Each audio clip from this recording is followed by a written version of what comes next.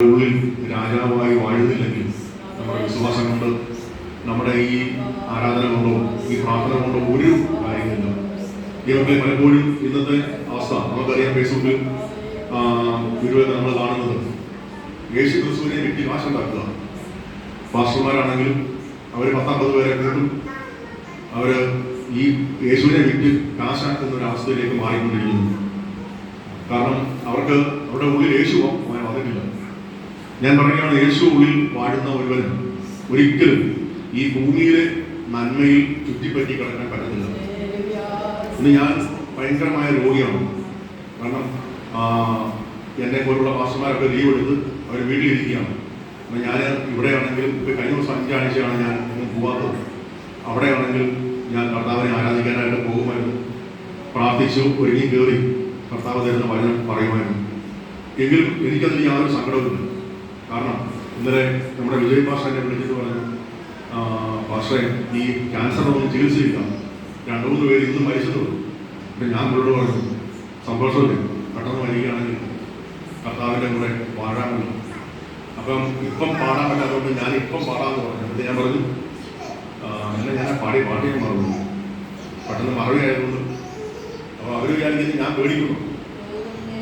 പോകുന്നേ ഞാനും സ്വർഗരായത്തിൽ എൻ്റെ പ്രിയൻ്റെ ആ സന്നിധിയിലേക്കുള്ള പാട്ട് പാടാൻ കഴിയുന്നു. ഈ മക്കളെ, നമുക്ക് ഈ ഭൂമിയിൽ കർത്താവ് എടുക്കുന്ന സമയം എത്രയാണോ അവിടെ കർത്താവിന് വേണ്ടി ശക്തിയോടെ നിൽക്കണം. കർത്താവ് ഉള്ളിൽ വന്നാൽ നീ ഭൂമിയിലെ ഒരു കാര്യത്തിലും നീ ഓടത്തില്ല. നീ ഭൂമിയുടെ കാര്യമല്ല നോക്കുന്നത്, നീ കർത്താവിൻ്റെ കാര്യമാണ് നോക്കുന്നത്. രക്ഷിക്കപ്പെട്ടു എന്ന് പറയുന്ന ഒരു വ്യക്തികളെ ഞാനെടുത്ത് പഠിച്ചിട്ടുണ്ട്. ഇവരുടെ പാസ്റ്റർമാർ പോലും രക്ഷിക്കപ്പെട്ടെന്ന് പറയുന്നവരുടെ ഉള്ളിൽ പണമാണ് കുറ്റിയായിട്ട് നിൽക്കുന്നത്. എന്നാൽ ഒത്തിരി ദിവസന്മാരുണ്ട്, ഒത്തിരി ദൈവമക്കളുണ്ട്. അവർ കഷ്ടതയിലും ബുദ്ധിമുട്ടിലും ഞെരുക്കത്തിലും പട്ടിണിയിലും കുഞ്ഞുങ്ങൾക്ക് നല്ല ആഹാരം കൊടുക്കാൻ കഴിയാതെയൊക്കെ ഭാരപ്പെട്ട് കർത്താവിൻ്റെ വേല ചെയ്യുന്നവരുണ്ട്. എന്നാൽ അനേകർ ഇതൊരു ആദായ സൂത്രമായി മാറ്റി, ഇതൊരു ആദായത്തിന് വേണ്ടി കർത്താവിനെ ഉപയോഗിക്കുക. നിങ്ങൾ അങ്ങനെ തന്നെയാണോ?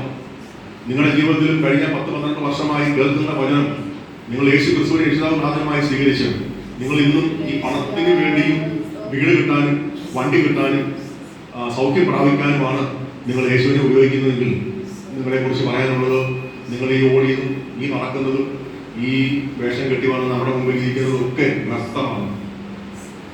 കാരണം ഒരു സഭ എല്ലാവരും എടുക്കപ്പെടത്തില്ല. കാരണം സഭയിൽ 2-3 കൂട്ടം ആൾക്കാരുണ്ട്. ഒന്ന് ആത്മീയൻ.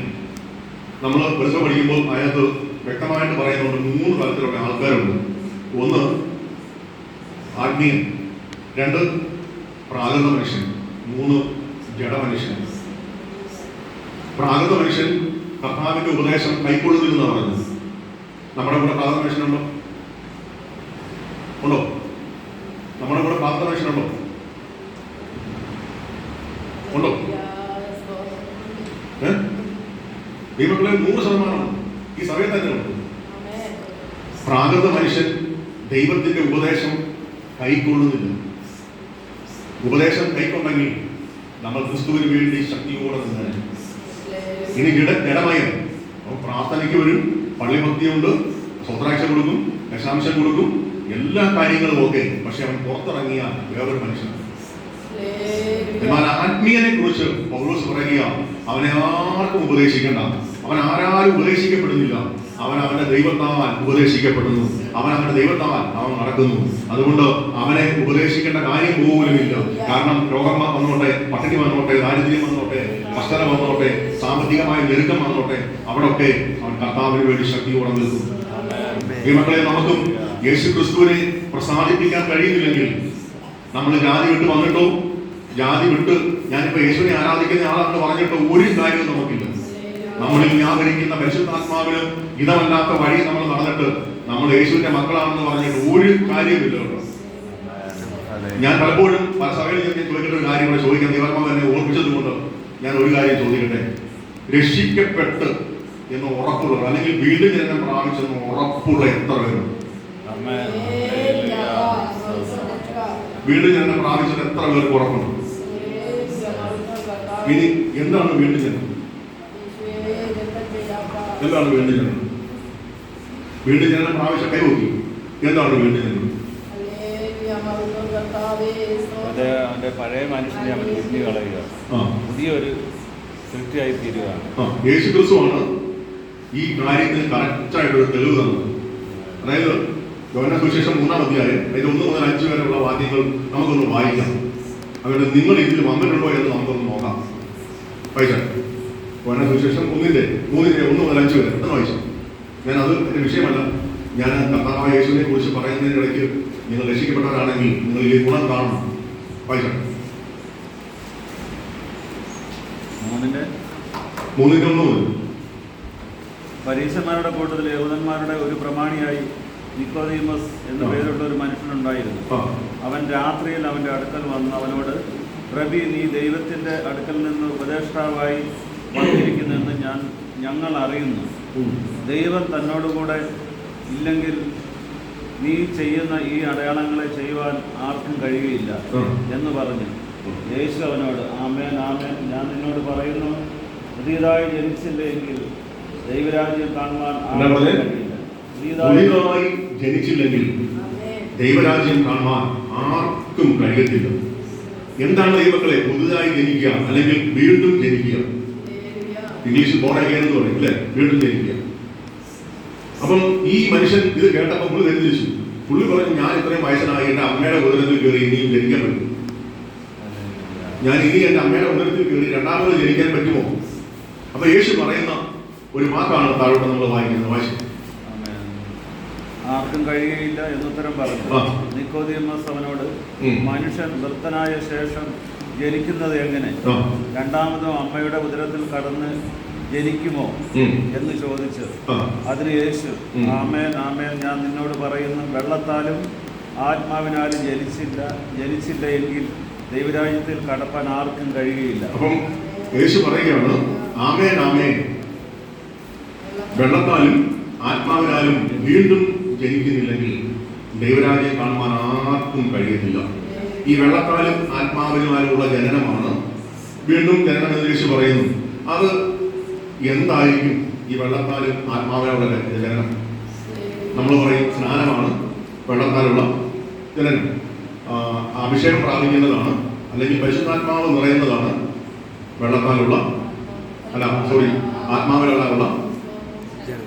ആത്മാവിനാലുള്ള ജനനം അല്ലേ? ഇപ്പം വെള്ളത്താൽ ഒരു മാനുഷികമായി നമ്മൾ ഇവിടെ തന്നെ നമുക്കറിയാം, ഇവിടെ വന്ന പലരും ഇന്നും ആ പാവപ്രവർത്തി ചെയ്തുകൊണ്ടാണ് അവർ സ്ഥാനപ്പെടുന്നത്. അതായത് പൊടിയിട്ടുകൊണ്ടും മൂക്കിപ്പൊടിയിട്ടുകൊണ്ടും വെറ്റില മുറുക്കിക്കൊണ്ടും ഒക്കെ. ഇന്നലെ ഞാൻ കേട്ടു, നമ്മുടെ ശരണ്യയുടെ അമ്മ ഇവിടെ വന്ന 1 വർഷം നിന്നിപ്പം സ്ഥാനപ്പെടണമെന്ന് പറഞ്ഞു. ഞാൻ പറഞ്ഞു വെറ്റില മുറുക്കാനുള്ള സ്ഥാനപ്പെടുത്തില്ല. പുള്ളിക്കാരൻ നേരെ വയനാട് പോയി സ്ഥാനപ്പെട്ടു.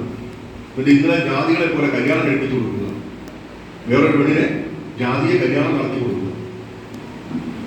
ഇവരുടെയൊക്കെ സ്നാനം എന്താണ് ദൈവങ്ങളെ? ഈ വെള്ളത്തിൽ ഇറങ്ങി സ്നാനപ്പെട്ടെന്ന് കൊടുത്തിട്ട് ഒരുത്തനും വീണ്ടും ജനനം പ്രാപിക്കുന്നില്ല കേട്ടോ. വീണ്ടും ജനനം പ്രാപിക്കുന്നവനെ യേശുവിനറിയാം. അപ്പൊ യേശു പറയുകയാണ്, നീ വെള്ളത്താലും ആത്മാവിനാലും സ്നാനപ്പെടണം. ഈ പരീക്ഷനായ പ്രമാണി വിട്ടുപോയി.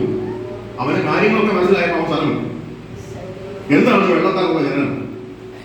യെഹെസ്കേലിന്റെ പുസ്തകം 36-ാം അധ്യായം അതിന്റെ 25-ാമത്തെ വാക്യം വായിച്ചു, പെട്ടെന്ന് വായിച്ചു.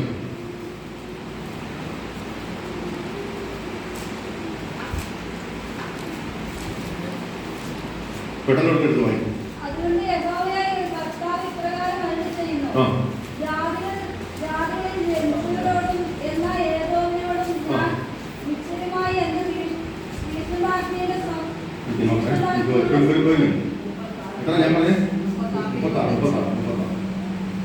36-ാം വായിച്ചു.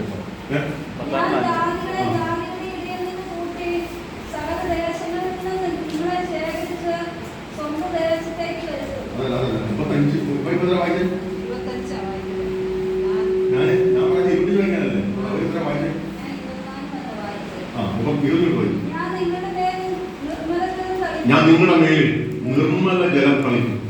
അതായത് ഭാവിയായി പാപത്തിൽ ജീവിച്ച ഒരുവൻ യേശുക്രിസ്തുവിനെ അറിഞ്ഞ് രക്ഷിക്കപ്പെട്ട് ശരിയായ മാനസാന്തരം അവന്റെ ജീവിതത്തിൽ ഉണ്ടാകുമ്പോൾ ദൈവം ചെയ്യുന്ന ഒരു പ്രക്രിയയാണ് കർത്താവ് നീ പോലും അറിയാതെ, നീ പോലും മനസ്സിലാക്കാതെ യേശുക്രിസ്തു നിന്റെ മേൽ നിന്നെ വെള്ളത്താൽ അവൻ കഴുകും.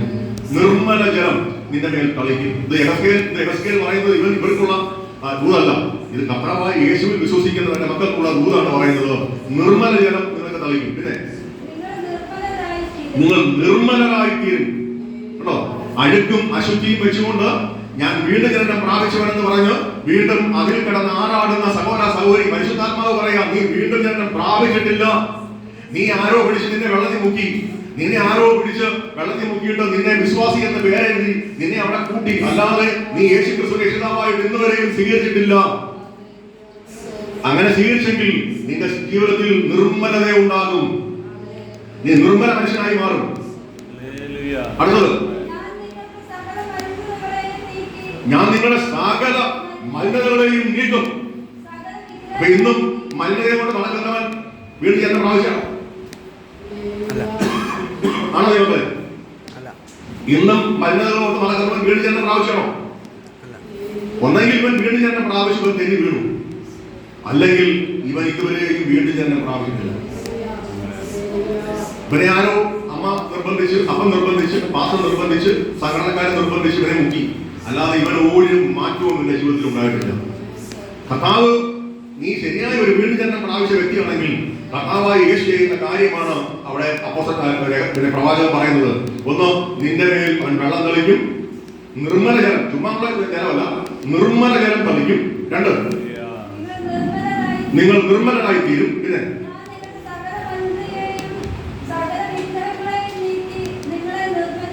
ഞാൻ നിങ്ങളുടെ സകല വിഗ്രഹങ്ങളെ നീക്കും. നമുക്ക് വിഗ്രഹമുണ്ടോ?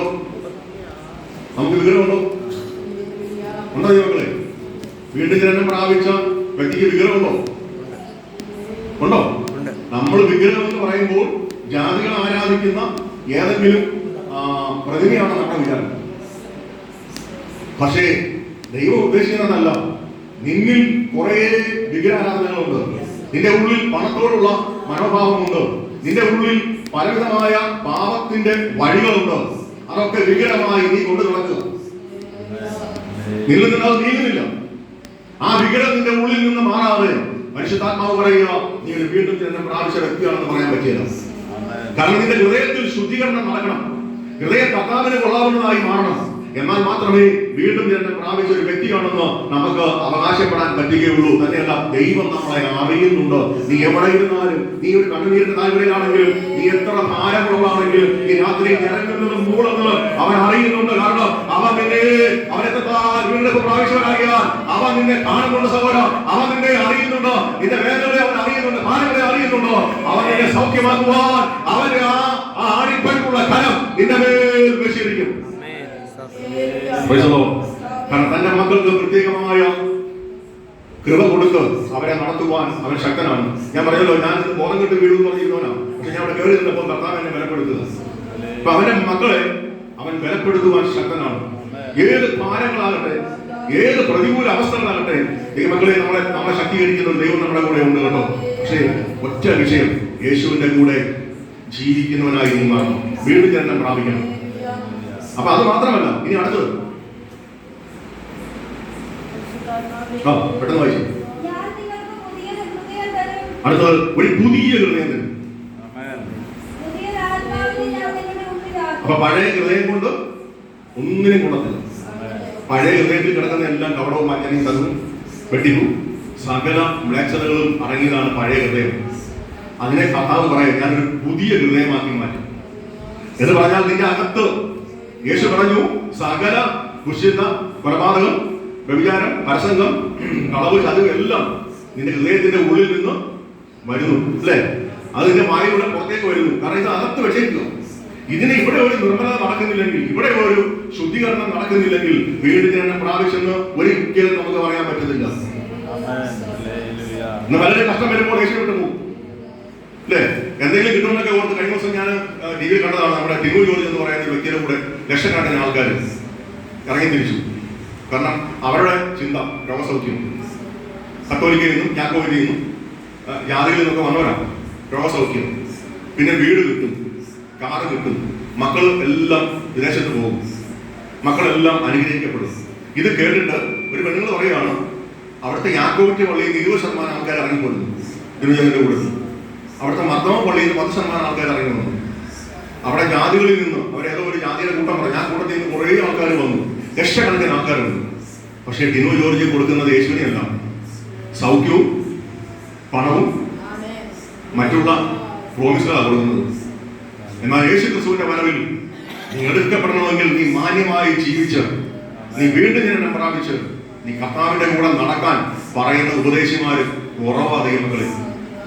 എന്ന് പറഞ്ഞാൽ യേശുവിന്റെ വരവിൽ ഒരു വലിയ കൂട്ടം തള്ളപ്പെട്ടു പോകും.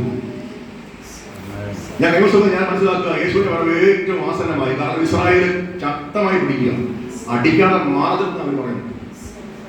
കാരണം മുസ്ലിം രാജ്യങ്ങളെ മുഴുവൻ അടിക്കുന്ന പറഞ്ഞാൽ അവരുടെ ടെക്നോളജി എങ്ങനെയാണ്, അവരുടെ കയ്യിലിരിക്കുന്ന സാധനം കൊണ്ടു വയ്ക്കുക, എന്നിട്ട് അവർ ചാകുക. അവരുപയോഗിക്കുന്ന മൊബൈലോ ലാപ്ടോപ്പോ അല്ലെങ്കിൽ എന്തെങ്കിലുമൊക്കെ ഇവന്മാരുടെ ടെക്നിക്കൽ മൈൻഡാണ്. ഇവന്മാര് അതുവഴി വൈറസ് കയറ്റിയോ എന്തെങ്കിലും കയറ്റി ഇവന്മാരെ അതിനെ കൊണ്ടുവയ്ക്കും. പിന്നെ കുറെ എണ്ണം മരിക്കുക. പിന്നെ ഒറ്റ ദിവസം കൊണ്ട് ഇസ്രായേലിന്റെ ലാസ്റ്റ് വാർണിംഗ്, ഇനി നിങ്ങൾ കളിച്ചാൽ നിങ്ങളുടെ കമ്പ്യൂട്ടർ ഒറ്റ ഒരെണ്ണം ചലിക്കില്ല, ഒറ്റ വിമാനം പറന്നു പോകില്ല. കാരണം ഇസ്രായേൽ ബുദ്ധിരാഷ്ട്രന്മാരാണ്, ദൈവം അനുഗ്രഹിച്ച് കൊണ്ടുവന്ന ജനമാണ്. അവർ യഹൂദന്മാരെന്ന പേരല്ല, അവർ ക്രിസ്തുവിന്റെ മക്കളാണ്. അവരെ ദൈവം മാനിക്കാതെ വിടത്തില്ല. അവനെ അടിക്കാൻ പോകുന്നവരൊക്കെ തകരും, ആ പാറമേൽ തട്ടുന്നവരൊക്കെ ഇടറി വീഴും. അതുകൊണ്ട് ദൈവമക്കളെ, യേശുവിന്റെ വരവിൽ ഒരു രാജ്യം സ്ഥാപിക്കുവാൻ, ഒത്തിരി രാജ്യങ്ങൾ പിടിച്ചെടുക്കുവാൻ ശക്തമായി ഇസ്രായേൽ മുന്നോട്ട് പോയിക്കൊണ്ടിരിക്കുക. ഇന്നലെ ഗാസയിൽ ഇറങ്ങിയ ഇസ്രായേൽ പ്രധാനമന്ത്രി പറഞ്ഞു, ഇനി ഗാസയിലേക്ക് ഒരു ഒറ്റ ഒരുത്തം കടന്നു വരാൻ ഞാൻ സമ്മതിക്കത്തില്ല, ലബാനിലേക്ക് ഒറ്റ ഒരുത്തം കടന്നു വരാൻ ഞാൻ സമ്മതിക്കത്തില്ല. അപ്പൊ ആ രാജ്യങ്ങളൊക്കെ അവർ കൈവശമാക്കി കഴിഞ്ഞു. ഇപ്പൊ ട്രംപ് നമുക്കറിയാം, ട്രംപിന് മുസ്ലിങ്ങളോട് ഭയങ്കര കലിപ്പാണ്. പുള്ളിക്കാരനും കൂടെ കയറി കഴിഞ്ഞാൽ യേശുവിന്റെ വരവ് അടുത്ത ദൈവത്തിൽ ട്രംപ് ജയിക്കാൻ ഒരു കാരണത്തിലും ട്രംപ് ജയിക്കുമെന്ന് ആരും ഓർത്തില്ല. പക്ഷെ ട്രംപിനെ ദൈവം കൊണ്ടുവന്നു എന്ന് പറഞ്ഞാൽ അവിടെ ഒരു യെരുശലേം ദേവാലയം ഒരുങ്ങാനുള്ള സമയമായി. അവിടെ ഒരു കർത്താവിന്റെ ആലയപ്പണി നടക്കേണ്ടതുണ്ട്. ഒരു ഒരു ഒരു അന്തിക്രിസ്തു അല്ലെങ്കിൽ എതിർക്രിസ്തു എന്ന് പറയുന്ന ഒരുത്തൻ അവിടെ വന്ന് വാഴേണ്ടതായിട്ടുണ്ട്. യഹൂദന്മാർ ചതിക്കപ്പെടേണ്ടതായിട്ടുണ്ട്.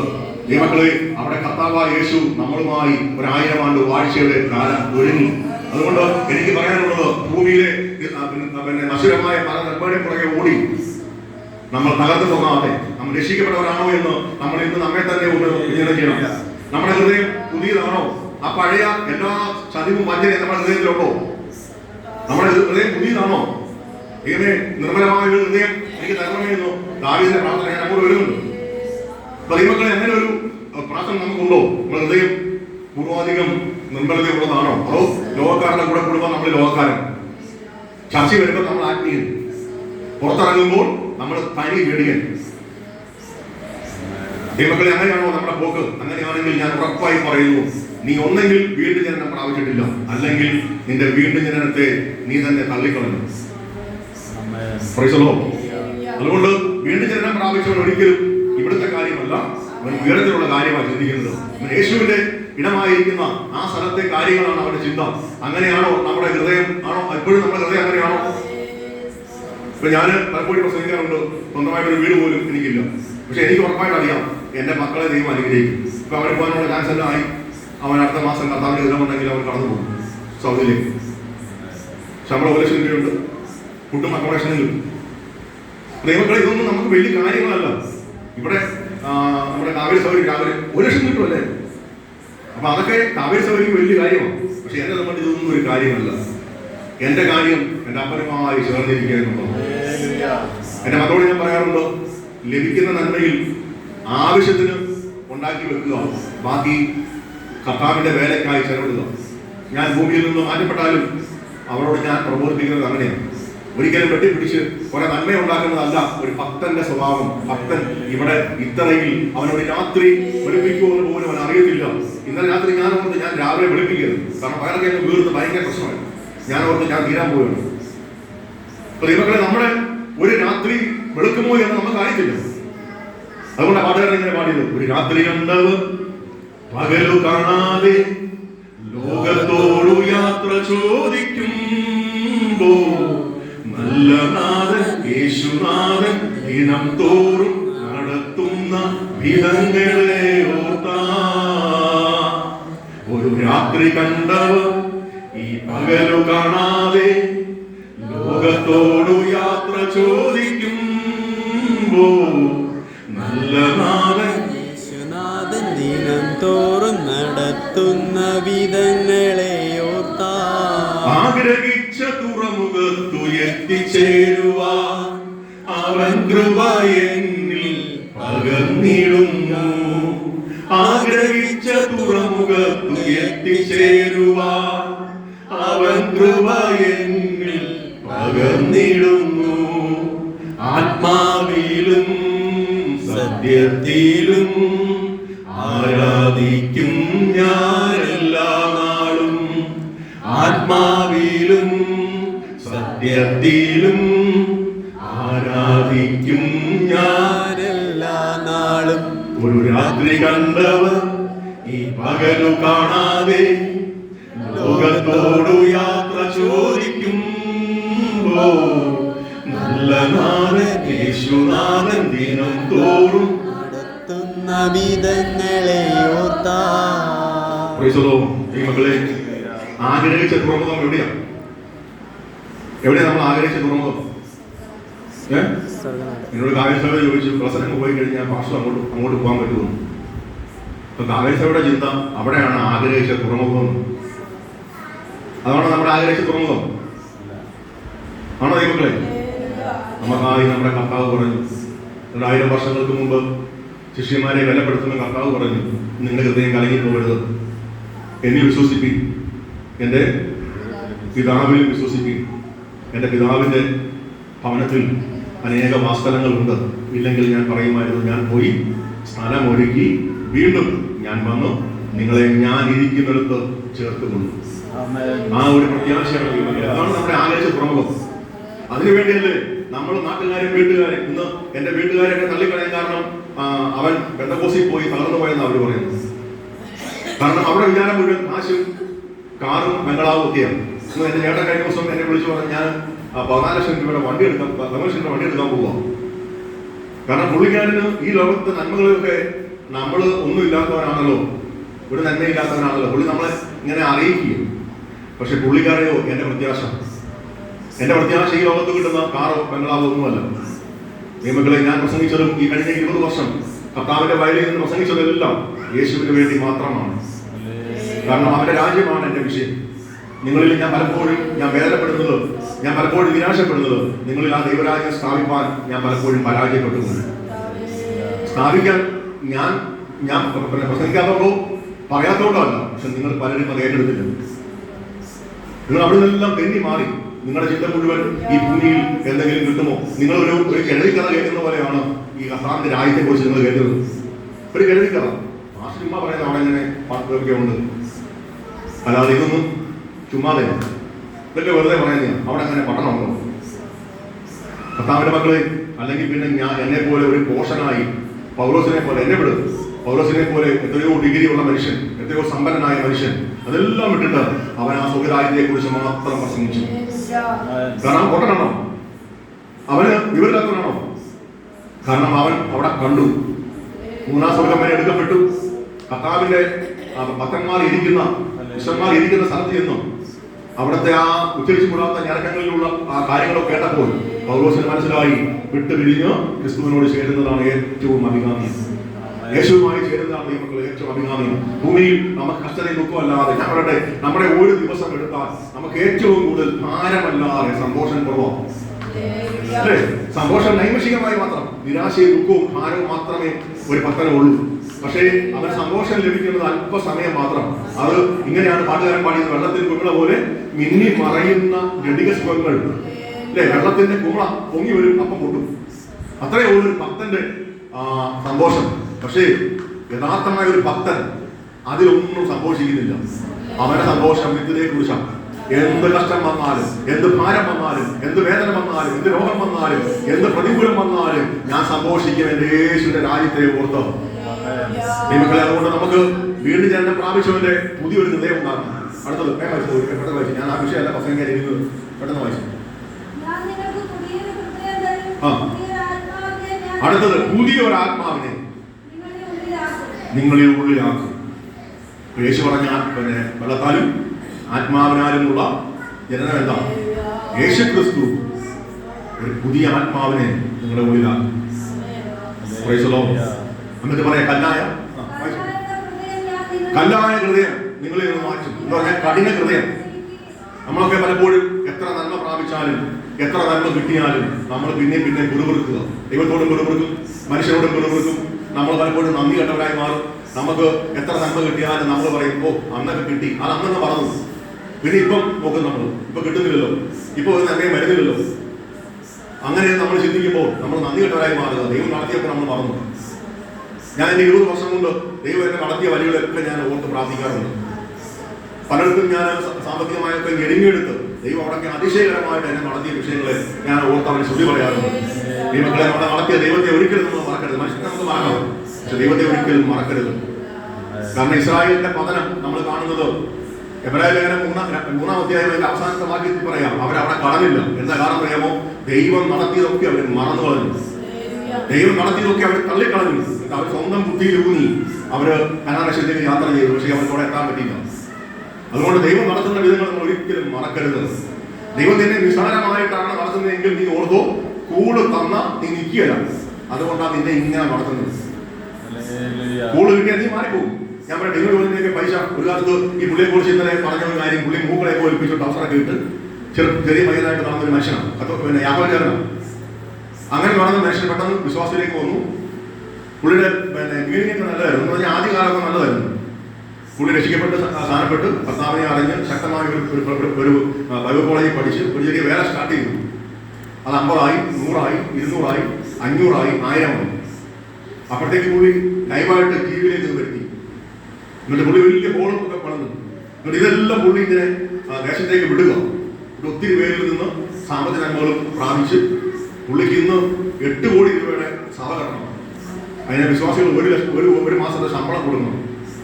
ഇങ്ങനെയൊക്കെ പറയുകയും ഇനി കൊടുക്കാത്തവരെ അവിടെ നന്മയൊക്കെ ഞാൻ റദ്ദ് ചെയ്യും എന്നൊക്കെയാണ് പുള്ളി പറയുന്നത്. പുള്ളി യേശുവായി പറയും. അപ്പൊ ഇതുപോലെ അതമ്പതിക്കുമ്പോൾ ജാതികളുടെ നടുവിൽ ദൈവമക്കളെ യഥാർത്ഥമായ ഒരു വീണ്ടും ജന്മം പ്രാപിക്കാത്തവൻ ജാതികളുടെ മുമ്പിൽ ദൈവത്തെ അപമാനിക്കുക. എന്റെ പണമാണോ? ഞാനിവിടെ വന്ന് നിങ്ങൾക്കറിയാം, ഞാൻ എന്റെ സ്വന്തം കൈ കൊണ്ട് അധ്വാനിച്ച 7 വർഷത്തോളം ഞാൻ ജീവിച്ചത്. നിങ്ങൾ ആരുടെ 10 പൈസ മേടിച്ചിട്ടല്ല. കാരണം എനിക്ക് നിങ്ങളായിരുന്നു വരുന്നത്, നിങ്ങളുടെ കാശല്ല. നിങ്ങൾ രക്ഷിക്കപ്പെടണം, നിങ്ങൾ യേശുവിനെ അറിയണം, നിങ്ങളുടെ തലമുറകൾ കർത്താവിന്റെ കൂടെ നടക്കണം. ആ ഒരു ചിന്തയിൽ ഞാൻ നിങ്ങളുടെ പൈസ തന്നാൽ പോലും ഞാൻ പ്രാർത്ഥിച്ച് തിരിച്ചു കൊടുക്കുമായിരുന്നു. ഇവിടെ വന്നതിന് ശേഷമാണ് ദശാംശം എന്ന് പറയുന്ന ഒരു സാധനം ഞാൻ മേടിക്കാൻ തുടങ്ങുന്നത്. അപ്പൊ ദൈവങ്ങളെ, നിങ്ങളുടെ പണത്തെയാണ് ഞാൻ നോക്കിയെങ്കിൽ എന്നെ പോലെ പോഷണം വേറെയില്ല. ഞാൻ നിങ്ങളുടെ ആത്മാവിനാണ് പ്രാധാന്യം കൊടുത്തത്. അതുകൊണ്ടാണ് ഞാൻ ഇത് പറയുന്നത്. രക്ഷിക്കപ്പെട്ടെന്ന് നിങ്ങൾക്ക് ഉറപ്പുണ്ടോ? രക്ഷിക്കപ്പെട്ട വ്യക്തി എങ്ങനെയാണ് പിന്നെ പാപത്തിൽ കിടക്കുന്നത്? എങ്ങനെയാണ് പിന്നെ നിങ്ങൾ പാപത്തിൽ ജീവിക്കുന്നത്? എങ്ങനെയാണ് നിങ്ങൾ യേശുവുമായി പിന്നെയും ബന്ധമില്ലാതെ നിങ്ങൾ ലോകത്തിന്റെ ഇമ്പങ്ങളിലേക്ക് വീണു പോകുന്നത്? കർത്താവ് നിങ്ങൾ ചെയ്ത ക്രിയ ഇതാണ്. ശരിയായി രക്ഷിക്കപ്പെട്ട ഒരു വ്യക്തിയിൽ കർത്താവ് ഈ ക്രിയ ചെയ്തിട്ടുണ്ട്. അവന് പുതിയൊരു ആത്മാവിനെ നൽകി. അടുത്തത്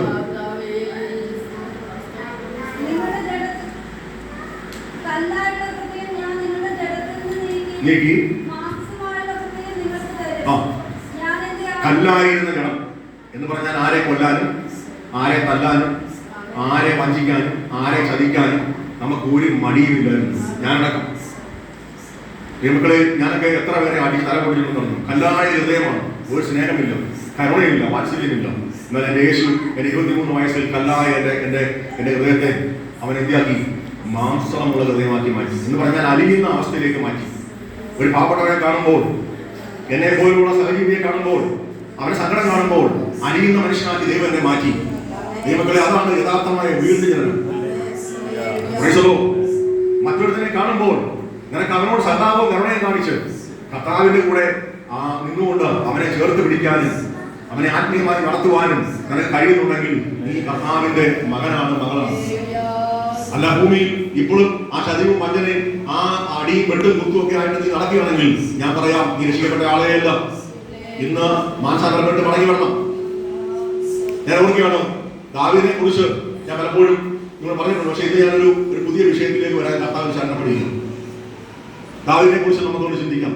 143 സങ്കീർത്തനം അതിന്റെ 10-ാമത്തെ വാക്യം ഒന്ന് വായിച്ചു.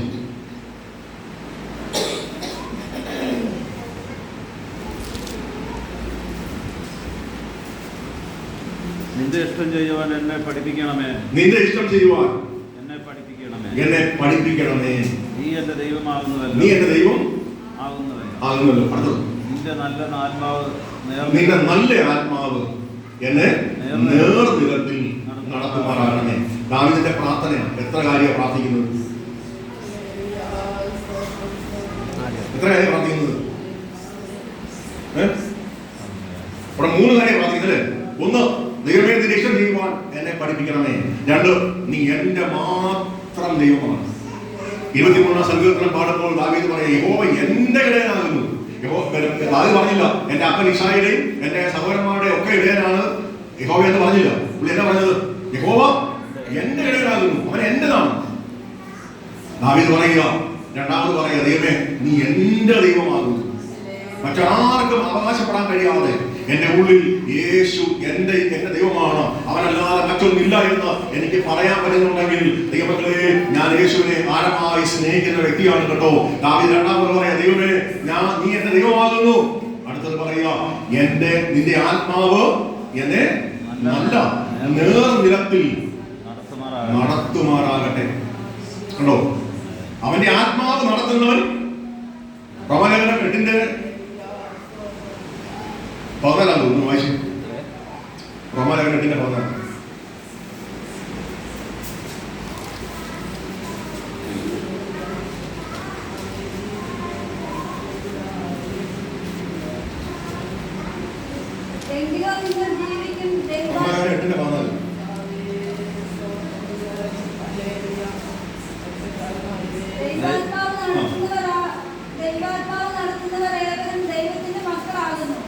എന്താ പറഞ്ഞത്?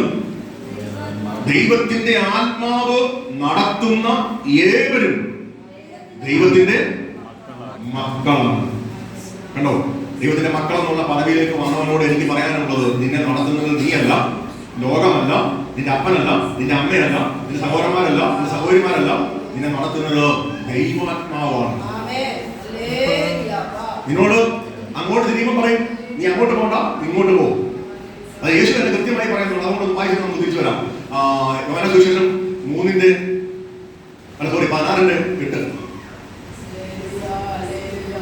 പെട്ടെന്ന് വായിച്ചു.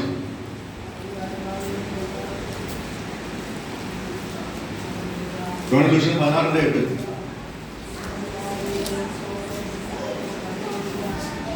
ഓർമ്മവരല്ല കർത്താവിനെ കുറിച്ച്.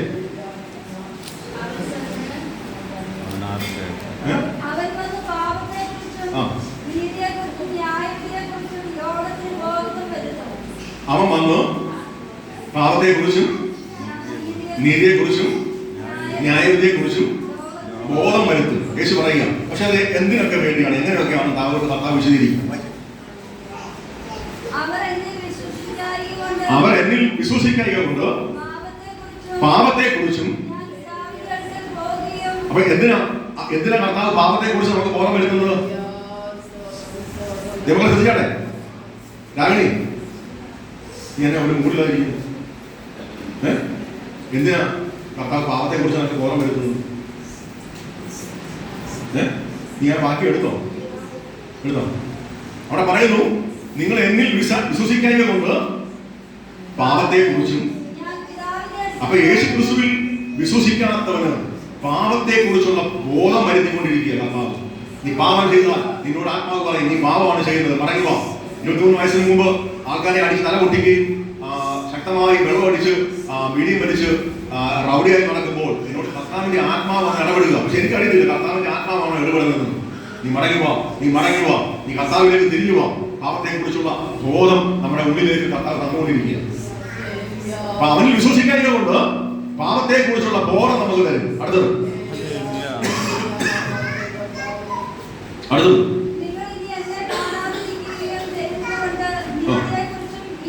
നിങ്ങൾ എന്നെ ഇനി കാണാതിരിക്കുന്നത് കൊണ്ട് നീതിയെക്കുറിച്ച്. നീതിയെക്കുറിച്ച് എന്താണ് ദൈവമക്കളെ? യേശു ക്രിസ്തുവിനെ ഒരിക്കൽ ഈ ഭൂമിയിൽ വന്ന് 33 തിരുവയസ്സ്, നമുക്കറിയാം 12 വയസ്സ് വരെ യേശു പരസ്യമായ കാര്യങ്ങളൊന്നും വന്നില്ല. തന്റെ അമ്മയുടെയും അപ്പന്റെയും കൂടെ ഒരു ദേവാലയത്തിൽ വന്ന് അല്പസമയം പരീക്ഷന്മാരോടും ശാസ്ത്രിമാരോടും കാര്യങ്ങളൊക്കെ പറഞ്ഞതല്ലാതെ, ഉപദേശം കൊടുത്തതല്ലാതെ, പിന്നെ ഉള്ള 12 തൊട്ട് 30 വയസ്സ് വരെ യേശുവിനെ കുറിച്ച് ഒരു അഡ്രസ്സും ഇല്ല. 30ാമത്തെ വയസ്സിൽ യോഹന്നാൻ സ്നാപകൻ വരികയും യേശുവിന് വഴിയൊരുക്കുന്ന കാര്യങ്ങളിലേക്ക് കടക്കുകയും ചെയ്തു. ദൈവമക്കളെ, ആ 30 തൊട്ട് ആ 3.5 വർഷം യേശു ക്രിസ്തു ശക്തമായി അവന്റെ വചനം നമുക്ക് വെളിപ്പെടുത്തി, അല്ലേ? ആ വചനം വെളിപ്പെടുത്തി നമ്മൾ അതിൽ ജീവിക്കുവാൻ ഒരു പുതിയ നിയമം. ഇന്ന് പലരും പഴയ നിയമത്തിലാണ് ആശ്രയിക്കുന്നത്. പ്രസംഗങ്ങൾ മുഴുവൻ പഴയ നിയമത്തിലാണ് വരുന്നത്. ഒരു കാര്യം ഞാൻ പറയാം, പഴയ നിയമം പുതിയ നിയമത്തിലും എല്ലാ അപ്പോസ്തലന്മാരും അതുപോലെ മറ്റുള്ളവരും രേഖപ്പെടുത്തിയിട്ടുണ്ട്. പക്ഷേ ഒരിക്കലും പഴയതിൽ കിടക്കാനല്ല, പഴയതിൽ കൊണ്ടുവന്ന് യേശുവിനെ കണക്ട് ചെയ്യാനാണ്. ഇന്ന് ഈ പ്രോസ്പെരിറ്റി തിയോളജി പറയുന്ന എല്ലാ അവന്മാരും പഴയ നിയമത്തിൽ കിടക്കുക. അവന്മാര് അബ്രഹാമിന്റെ അനുഗ്രഹം, നിയമങ്ങളെ അബ്രഹാമിന്റെ എന്ത് അനുഗ്രഹം നമ്മൾ പ്രാവശ്യിക്കുന്നത് ആർക്ക് പറയാൻ പറ്റും? അബ്രഹാമിന്റെ എന്ത് അനുഗ്രഹം നമ്മൾ പ്രാവശ്യിക്കുന്നത്?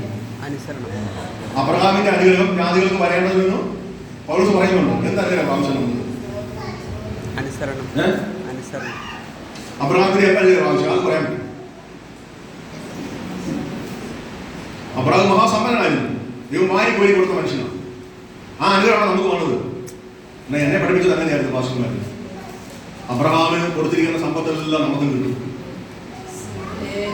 പക്ഷെ ഞാൻ ദൈവവചനം പഠിക്കാൻ തുടങ്ങിയപ്പോൾ എനിക്ക് മനസ്സിലായത് അങ്ങനെ ഒരു അനുഗ്രഹം ഇല്ല.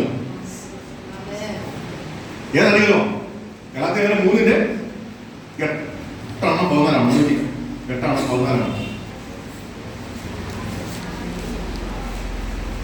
കടന്നു പോയി.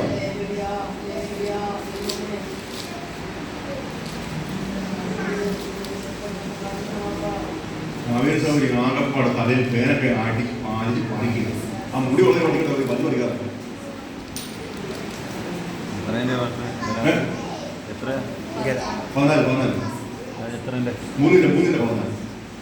എടുത്തില്ലേ വീരസൗകര്യം? കണ്ണാടി പഠിക്കുന്നതിന് മുമ്പ് വീരസൗകര്യം ചാടി എടുക്കുക. കണ്ണാടി പഠിച്ചതിന് ശേഷം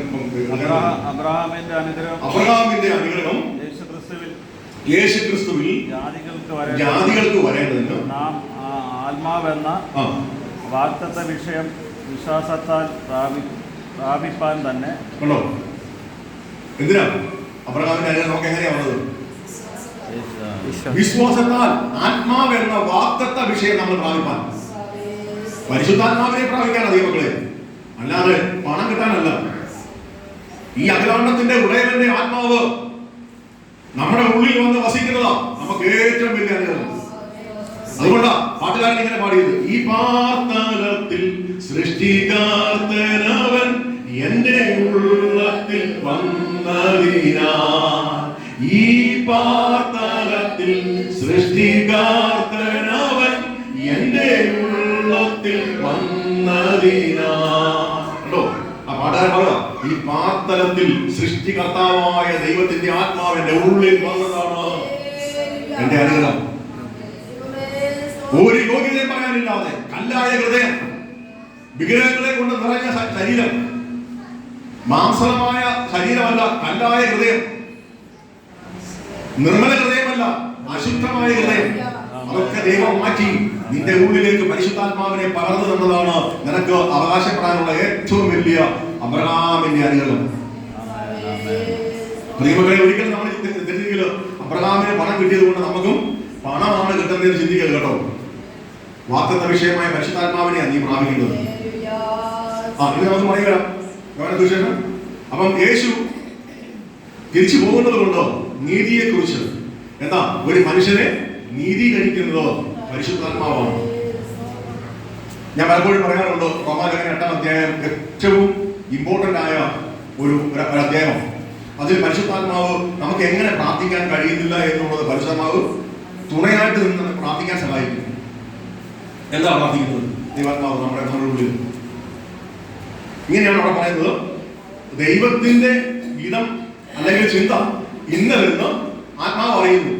ഞാൻ എന്നെ പ്രാർത്ഥിക്കുന്നത്, ദൈവമേ അവനെ അടിക്കണം, അവളെ അടിക്കണം, പണം കിട്ടണം, കാശ് കിട്ടണം, എൻ്റെ മോൻ ദുബായി പോകണം, എൻ്റെ മോൻ അമേരിക്കയിൽ എങ്ങനെയെങ്കിലും എത്തണം എന്നൊക്കെ ഞാൻ പ്രാർത്ഥിക്കുമ്പോൾ പരിശുദ്ധാത്മാവിന് ദൈവത്തിന്റെ ഗീതം അറിയാം.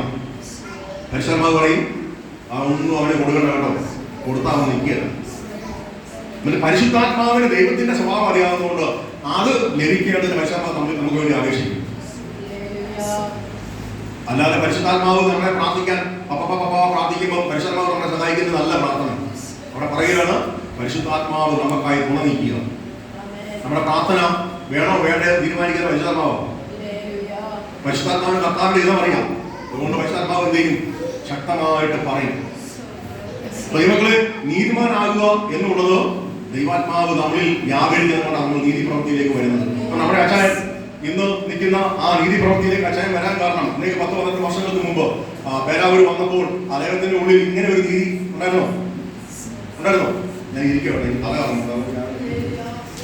അപ്പം ഇങ്ങനെ ഒരു നീതി ഉണ്ടായിരുന്നു. കാരണം അദ്ദേഹം ദൈവാത്മാവുമായി ബന്ധപ്പെട്ടു, ദൈവാത്മാവിന്റെ കൃപയിലേക്ക് വന്നു, അത് തന്നോട് സംസാരിച്ചു, തന്നെ നീതിയിലേക്ക് കൊണ്ടുവന്നു.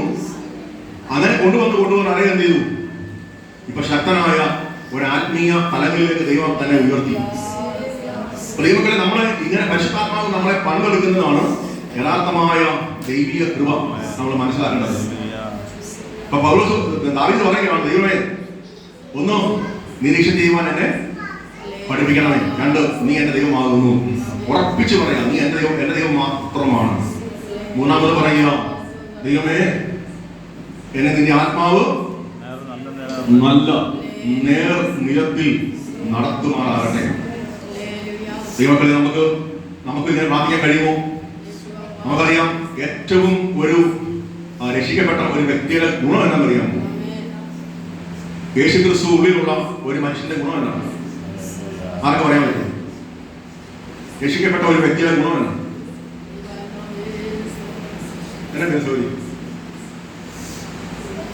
എന്തായിരിക്കും? ഒത്തിരി ഗുണമുണ്ട്, എന്നാൽ ഏറ്റവും അതിപ്രധാനമായ ഗുണം എന്താണ്?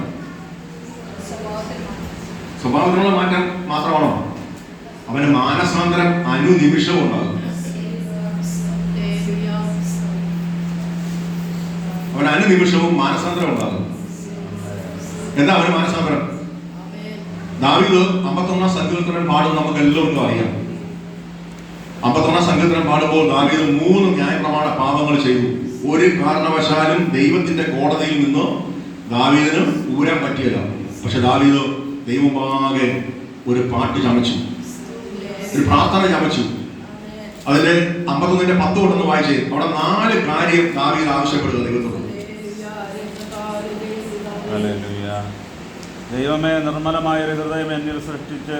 അപ്പൊ ദൈവം നമ്മളോട് എന്നാ ചെയ്യാൻ ആഗ്രഹിക്കുന്നത് ഞാൻ ആദ്യം പറഞ്ഞു, നമ്മുടെ ഹൃദയത്തെ നിർമ്മലീകരിക്കും അല്ലേ?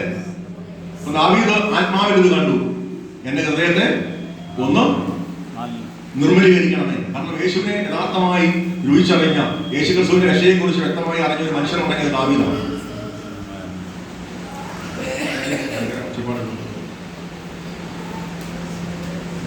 എന്തെങ്കിലാണ് മുകളിൽ പ്ലഗയിൽ എന്തെങ്കിലാണ്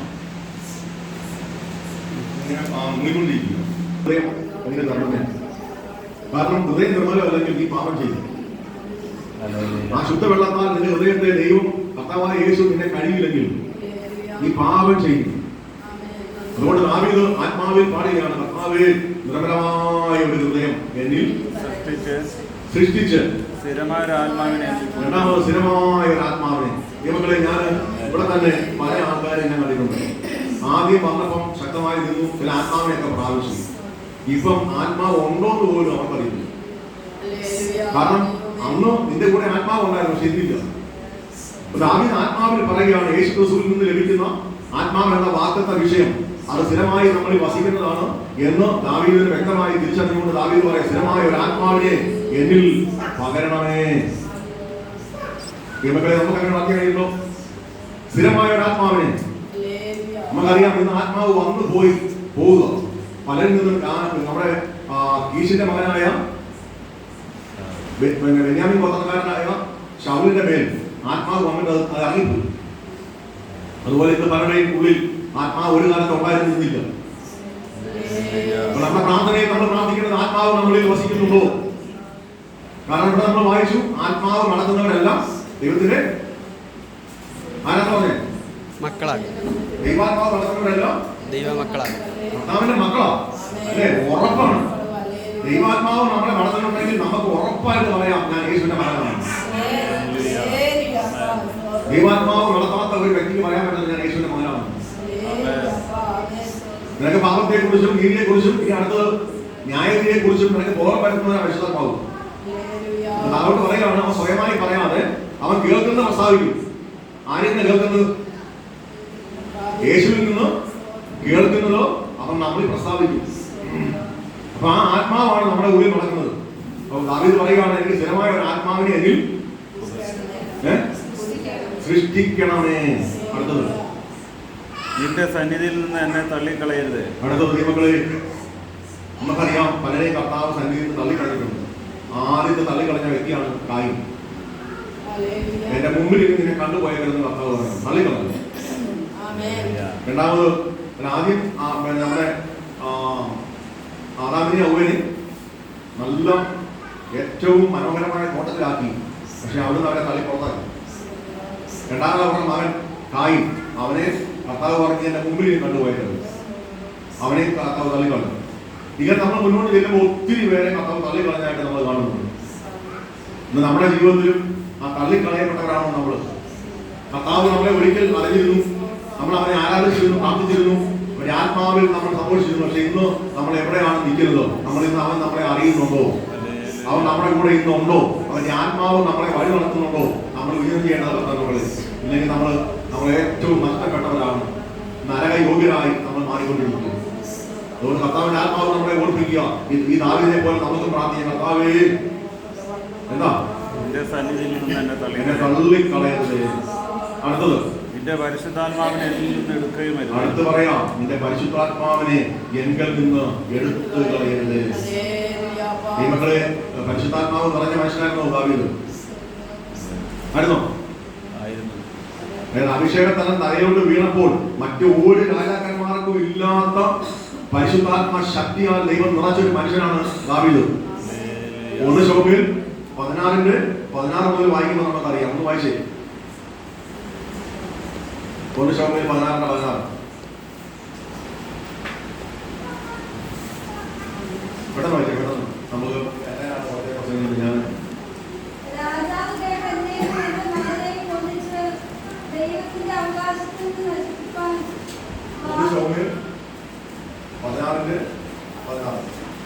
ആകയാൽ കിന്നര വായനയിൽ നിപുണനായ ഒരുത്തനെ അന്വേഷിപ്പാൻ തിരുമനസ്സുകൊണ്ട് അടിയങ്ങൾക്ക് കൽപ്പന തരയണം. എന്നാൽ ദൈവത്തിങ്കൽ നിന്ന് ദുരാത്മാവ് തിരുമേനിമേൽ വരുമ്പോൾ അവൻ കൈകൊണ്ട് വായിക്കുകയും തിരുമേനിക്ക് ഭേദം വരികയും ചെയ്യും എന്ന് പറഞ്ഞു. ശൗൽ തൻ്റെ ഭൃത്യന്മാരോട് കിന്നര വായനയിൽ നിപുണനായ ഒരുത്തനെ അന്വേഷിച്ചു കൊണ്ടുവരുവീൻ എന്ന് കൽപ്പിച്ചു. ബാല്യക്കാരിൽ ഒരുത്തൻ ബെത്ലഹേമ്യനായ ഇസ്മായിയുടെ ഒരു മകനെ ഞാൻ കണ്ടിട്ട്, അവൻ കിന്നര വായനയിൽ നിപുണനും പരാക്രമശാലിയും യുദ്ധയോദ്ധാവും വാക്ക് ചാതുര്യമുള്ളവനും കോമളനുമാകുന്നു. യഹോവയും അവനോടുകൂടെ ഉണ്ട് എന്ന് പറഞ്ഞു. എന്നേറെ ശൗൽ ഇശ്രായിയുടെ അടുക്കൽ ദൂതന്മാരെ അയച്ചു, ആടുമാടുകളോടുകൂടെ ഇരിക്കുന്ന നിന്റെ മകൻ ദാവീദിനെ എൻ്റെ അടുക്കൽ അയക്കണമെന്ന് പറയിച്ചു. ഇശ്ശായി ഒരു കഴുതയെ വരുത്തി അതിൻ്റെ പുറത്ത് അപ്പവും ഒരു തുരുത്തി വീഞ്ഞും ഒരു കോലാട്ടിൻ കുട്ടിയെ എന്നിവ കയറ്റി തൻ്റെ മകൻ ദാവീദ് വംശം ശൗലിന് കൊടുത്തയച്ചു. ദാവീദ് ശൗലിൻ്റെ അടുക്കൽ ചെന്ന് അവൻ്റെ മുമ്പാകെ നിന്നു. അവനോട് വളരെ സ്നേഹമായി. അവൻ്റെ ആയുധവാഹനായി തീർന്നു. ആകയാൽ ശൗൽ ഇശ്ശായിയുടെ അടുക്കൽ ആളയച്ചു ദാവീദിനോട്, എനിക്ക് ഇഷ്ടം തോന്നിയിരിക്കൊണ്ട് അവൻ എൻ്റെ അടുക്കൽ താമസിക്കട്ടെ എന്ന് പറയിച്ചു. ദൈവത്തിൻ്റെ പക്കൽ നിന്ന് ദുരാത്മാവ് ശൗലിന്മേൽ വരുമ്പോൾ ദാവീദ് കിന്നരം എടുത്ത് വായിക്കും. ശൗലിന് ആശ്വാസവും സുഖവും ഉണ്ടാകും. ദൈവത്തിന്റെ പക്കൽ നിന്ന് പിന്മാറ്റക്കാരനായ ശൗലിന് ദുരാത്മാവ് കയറുമ്പോൾ ആത്മാവുള്ള ദാവീദ് കിന്നരം വായിക്കുമ്പോൾ അവനിൽ നിന്ന് ദുരാത്മാവ് വിട്ടുമാറും. എന്റെ പകൽക്കാലം ഞാൻ പറയട്ടെ, ദൈവത്തിന്റെ ആത്മാവ് നിന്നെ ഉപയോഗിക്കുന്ന സ്ഥലമാണ് ദൈവാത്മാവിൽ ഞാൻ പകൽക്കാലം പറയാൻ പോകുന്നത്. ദൈവങ്ങളെ, ആത്മാവിൽ സഞ്ചരിക്കുന്ന നീ ഒരുത്തിന് വേണ്ടി പ്രാർത്ഥിച്ചാൽ, ഒരു വീട്ടിൽ ചെന്നാൽ, ഒരു വ്യക്തിയെ കാണുമ്പോൾ, നീ ഒരു ഭാരമുള്ളവളെ കാണുമ്പോൾ, ഭാരമുള്ള ഒരു മനുഷ്യനെ കാണുമ്പോൾ നീ അവന് വേണ്ടി ഒന്ന് പ്രാർത്ഥിച്ചാൽ അവന്റെ ബന്ധനങ്ങളായി, അവന്റെ കെട്ടുകൾ പൊട്ടും, അവൻ വലിയ നന്മയിലേക്ക് വരും. പക്ഷേ നിന്റെ ഉള്ളിൽ ദൈവാത്മാവ് ആവശ്യമാണ്. കാരണം ദാവീദിന്റെ ഉള്ളിൽ ദൈവാത്മാവിനാൽ നിറയപ്പെട്ട മനുഷ്യൻ, അവൻ കിന്നരം വായിക്കുമ്പോൾ യഹോവയിൽ നിന്ന് വരുന്ന ദുരാത്മാവ് നിമിത്തം പീഡിപ്പിക്കപ്പെടുന്ന ശൗലിന്റെ മേൽ നിന്ന് ആ ദുരാത്മാവ് വേഗത്തിൽ വിട്ടുമാറും. ഇന്ന് പലക്കാലം ഞാൻ പറയട്ടെ, ദൈവാത്മാവ് നടത്തുന്ന നീ കർത്താവിന്റെ മകനും മകളോ. കാരണം നിനക്ക് അധികാരമുണ്ടോ? നീ പറയുന്നത് പോലെ സംഭവിക്കും, നീ പറയുന്നത് പോലെ കർത്താവ് ഇടപെടും. പക്ഷേ അതുകൊണ്ടാണ് ദാവീദ് പറയുന്നത്, കർത്താവേ, ഞാൻ അന്ന് പ്രാർത്ഥിച്ചപ്പോൾ, ഞാൻ അന്ന് ആരാധിച്ചപ്പോൾ, ഞാൻ കിന്നരം വായിച്ചപ്പോൾ അന്ന് ശൗലിന്റെ മേൽ നിന്ന് ആ ദുരാത്മാവ് പോയതുപോലെ ഈ ആത്മാവ് എന്നെ വിട്ട് ഒരിക്കലും മാറരുതോ, ഈ പരിശുദ്ധാത്മാവിനെ എന്നിൽ നിന്ന് എടുത്തു കളയരുതേ എന്ന് പ്രാർത്ഥിക്കുക. ആത്മാവില്ലാത്ത ഒരു ജീവിതം നമ്മുടെ ജീവിതത്തിൽ പരാജയങ്ങളും മാത്രം ഏറ്റുവാങ്ങും കേട്ടോ. ലോകക്കാരനായി നീ തള്ളപ്പെടും. നീ ഒരിക്കലും ആത്മീയനായി മാറാൻ നിനക്ക് കഴിയത്തില്ല. അതുകൊണ്ട് പരിശുദ്ധാത്മാവിനെ തള്ളിക്കളയുന്ന അനുഭവമല്ല ഒരു കർത്താവിന്റെ പരിചയത്തോട് വീണ്ടും ജനനം പ്രാവശ്യത്തിന്റെ ഉള്ളിൽ എപ്പോഴും പരിശുദ്ധാത്മാവിന്റെ ജനനം ഉണ്ടാകണം. ഇവിടെ പറയാ, ദൈവമേ, പരിശുദ്ധാത്മാവിനെ എന്നിൽ നിന്ന് എടുത്തു കളയരുത്. അടുത്തത് ഒരു വാക്യം വായിക്കും. രക്ഷയുടെ സന്തോഷം എനിക്ക് തിരികെ തരണമേ. ദാവീദ് എന്താ പറയുന്നത്? രക്ഷിക്കപ്പെടുക എന്നുള്ളത് പഴയ നിയമത്തിൽ ഇല്ലാത്തൊരു കാര്യമാണ് അല്ലേ? രക്ഷയുടെ സന്തോഷം പഴയ നിയമത്തിൽ ഇല്ല. കാരണം ആരും രക്ഷിക്കപ്പെട്ടിട്ടില്ല. കാരണം വ്യക്തമായി എബ്രായ ലേഖനം 11-ാം അധ്യായം അവസാന വാക്യത്തിൽ പറയുന്നു, നമ്മളെ കൂടാതെ അവർ രക്ഷാപൂർത്തീകരണം പ്രാപിച്ചിട്ടില്ല. നമ്മളാണ് രക്ഷാപൂർത്തീകരണം പ്രാപിച്ചത്. നമ്മളെ കൂടുതൽ ഇനി നമ്മളെ കൂടെ കൂടിയാണ് അവരും രക്ഷാപൂർത്തീകരണം പ്രാപിക്കേണ്ടത്. പക്ഷേ ദാവീദ് പറയുക, ഇതിന്റെ രക്ഷയുടെ സന്തോഷം ഇതിൽ നിന്ന് എടുത്തു കളയരുത് എന്ന് പറഞ്ഞാൽ ദൈവത്തിന്റെ ആത്മാവിൽ യേശുക്രിസ്തുവിനെ വരച്ചു കാട്ടിയ, ആ രക്ഷയെ വരച്ചു കാട്ടിയ പ്രവചനങ്ങൾ പ്രവചിച്ച ഒരു ഭക്തനുണ്ടെങ്കിൽ അത് ദാവീദ് ദൈവങ്ങളെ. അതുകൊണ്ടാണ് ഞാൻ പറയുന്നത്, ദൈവമേ, രക്ഷയുടെ സന്തോഷം എനിക്ക് തന്നിട്ടുണ്ട്, ആ സന്തോഷത്തെ എന്നെ എടുത്തു കളയരുത്. അത് പെട്ടകം കാണുമ്പോൾ ഉള്ളിൽ ചാടി അവൻ ആരാധിക്കും. പെട്ടകം കാണുമ്പോൾ അവൻ ആത്മാവിൽ ചലിക്കും. പെട്ടകത്തിന്റെ ശക്തി ഇറങ്ങുമ്പോൾ അവൻ ആത്മാവിൽ ദൈവത്തെ മഹത്വപ്പെടുത്തും. കാരണം അവൻ രക്ഷയുടെ സന്തോഷം അനുഭവിച്ച വ്യക്തിയാണ്. ദൈവത്തെ ആരാധിക്കുമ്പോൾ നിന്റെ രക്ഷയുടെ സന്തോഷം വരാറുണ്ടോ? ആരാധിക്കുമ്പോൾ ആത്മസാന്നിധ്യം വെളിപ്പെടാറുണ്ടോ? ആരാധിക്കുമ്പോൾ നിന്റെ ഹൃദയ സന്തോഷത്തോടെ ദൈവത്തെ സ്തുതിക്കാറുണ്ടോ? ഉണ്ടെങ്കിൽ ഞാൻ പറയാം, നീ രക്ഷപ്പെട്ട ഒരു വ്യക്തിയാണ്. അല്ലെങ്കിൽ നിരാശനാണ്. ഇല്ലെങ്കിൽ ആ സന്തോഷത്തോടിരിക്കുക.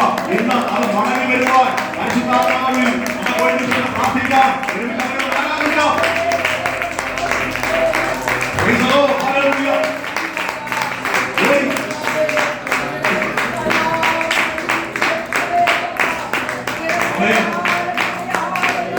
രക്ഷയുടെ സന്തോഷം നിങ്ങളെ രക്ഷയുടെ സന്തോഷം പ്രാപിച്ച വ്യക്തികളാണോ നീ? ഞാനൊക്കെ ആദ്യകാലങ്ങളിൽ രക്ഷയിലേക്ക് വന്നപ്പം എന്തൊരു സന്തോഷമായിരുന്നു അറിയാം. ഭയങ്കര നിരാശനായ ഞാൻ ആ സന്തോഷത്തിലേക്ക് ഞാൻ അങ്ങോട്ട് ആരാധിക്ക് പോകുമ്പോൾ എനിക്ക് ഭയങ്കര സന്തോഷം. എൻ്റെ ഉള്ളിൽ ഞാൻ സന്തോഷം കൊണ്ട് നിറയുക. അവിടെ ചെന്ന് പാട്ട് പാടണം, ആരാധിക്കണം, അവിടെ ചെന്ന് സംഗീതം വായിക്കണം, പ്രബോധിപ്പിക്കണം എന്നൊക്കെയുള്ള ആ ഒരു ചിന്ത എൻ്റെ ഉള്ളിൽ ഇങ്ങനെ ഭരിക്കുക. പിന്നെ ആരെ കണ്ടാലും സുശേഷം പറയാനുള്ള വാഞ്ച, എത്ര വലിയവനാണെങ്കിലും അവിടെ കർത്താവിനെ കുറിച്ച് പറഞ്ഞിരിക്കും. രക്ഷിക്കപ്പെട്ട എന്ന് പറയുന്ന ഒരു വ്യക്തി ആദ്യം കാണേണ്ട പരിപാടി അവന്റെ കൂടെ താമസിക്കുന്ന വ്യക്തി അല്ലെങ്കിൽ അവനെ കാണുന്ന വ്യക്തി യേശുവിനെ അറിയിക്കുക എന്നുള്ളതാണ്. യേശുവിനെ അറിയിക്കാത്ത ഓരോരുത്തരും രക്ഷയുടെ പാനപാത്രം പോലുണ്ട്. രക്ഷിക്കപ്പെട്ടെന്ന് പറയുന്നത് നീ നിന്റെ ഉള്ളിൽ നിന്ന് ഏറ്റവും വേഗത്തിൽ വരേണ്ടത് യേശുവിനെ കുറിച്ച് പറയുക എന്നുള്ളതാണ്. ഇന്ന് ഞാനൊരാളെ കിട്ടിയാൽ അവനോട് കർത്താവിനെ കുറിച്ച് പറയാതെ അവനെ വിടിയല്ല. എങ്ങനെങ്കിലും അവന്റെ ഉള്ളിൽ യേശുവിനെ ഒന്ന് ആക്കണം. അതാണ് എന്റെ ദൗത്യം. നിയമങ്ങളെ രക്ഷയുടെ സന്തോഷം നമ്മളിൽ ഉണ്ടെങ്കിൽ നമ്മൾ അവനെ കുറിച്ച് പറഞ്ഞിരിക്കും. ഇല്ലെങ്കിൽ ഞാൻ പലപ്പോഴും നമ്മുടെ ബന്ധുക്കോസ് പിള്ളേരൊക്കെ അവിടെ ഉള്ള പിള്ളേരൊക്കെ അവരുടെ കൂടെ ഉള്ള ഒരു ജാതീയ പിള്ളേരെ കാണുമ്പോൾ ഞാൻ ചോദിക്കാറുണ്ട്, ഈ പെമ്പൊച്ച് നിങ്ങൾ കുശലം പറയാറുണ്ടോ? ഇവിടെ പറയാൻ ഇവള് വേറെ തരുടെയോ പിന്നെ അങ്ങനെ ഇവള് കുശലം പറയുന്നു. ഞാൻ എന്റെ മകനോട് ജോലി ചെയ്യുന്ന ഒരു അഞ്ചിൽ എന്ന് പറഞ്ഞ പെണ്ണ് കാലുകുട്ടി അവളെ കാണാൻ വേണ്ടി ഞാൻ ഹോസ്പിറ്റലിൽ ചെന്നു. ഇപ്പൊ ഞാൻ ഇങ്ങനെ ചോദിച്ചു. അപ്പൊ അവളെ കൂടെ കെസിയ എന്ന് പറഞ്ഞ വേറെ വേണം. അപ്പൊ ആ പെണ്ണ് നാട്ടിലുള്ള വേണം. അപ്പൊ ഞാൻ ചോദിച്ചു, കെസിയ നിങ്ങൾ കുശലം പറയുമോ അഞ്ജലിയോട്? അപ്പൊ അഞ്ജലി അവളെ കൊണ്ട് നോക്കി പറഞ്ഞാൽ പ്രശ്നമാണ്. പക്ഷെ ഞാൻ വേറെ പെങ്ങളോട് ചോദിച്ചപ്പോൾ അവര് പറഞ്ഞു, അവിടെ ഇവരൊക്കെ വേറും തരകളാണ്. ഇവരൊന്നും ദുരിതം പറയാൻ പോയിട്ട് ഇവരെ തരകളാണ്, ഇവരെ പള്ളിയിൽ പോകില്ല. കാരണം ഈ കസിയാന്ന് പറഞ്ഞ വെച്ച് പള്ളി വരുത്തില്ല.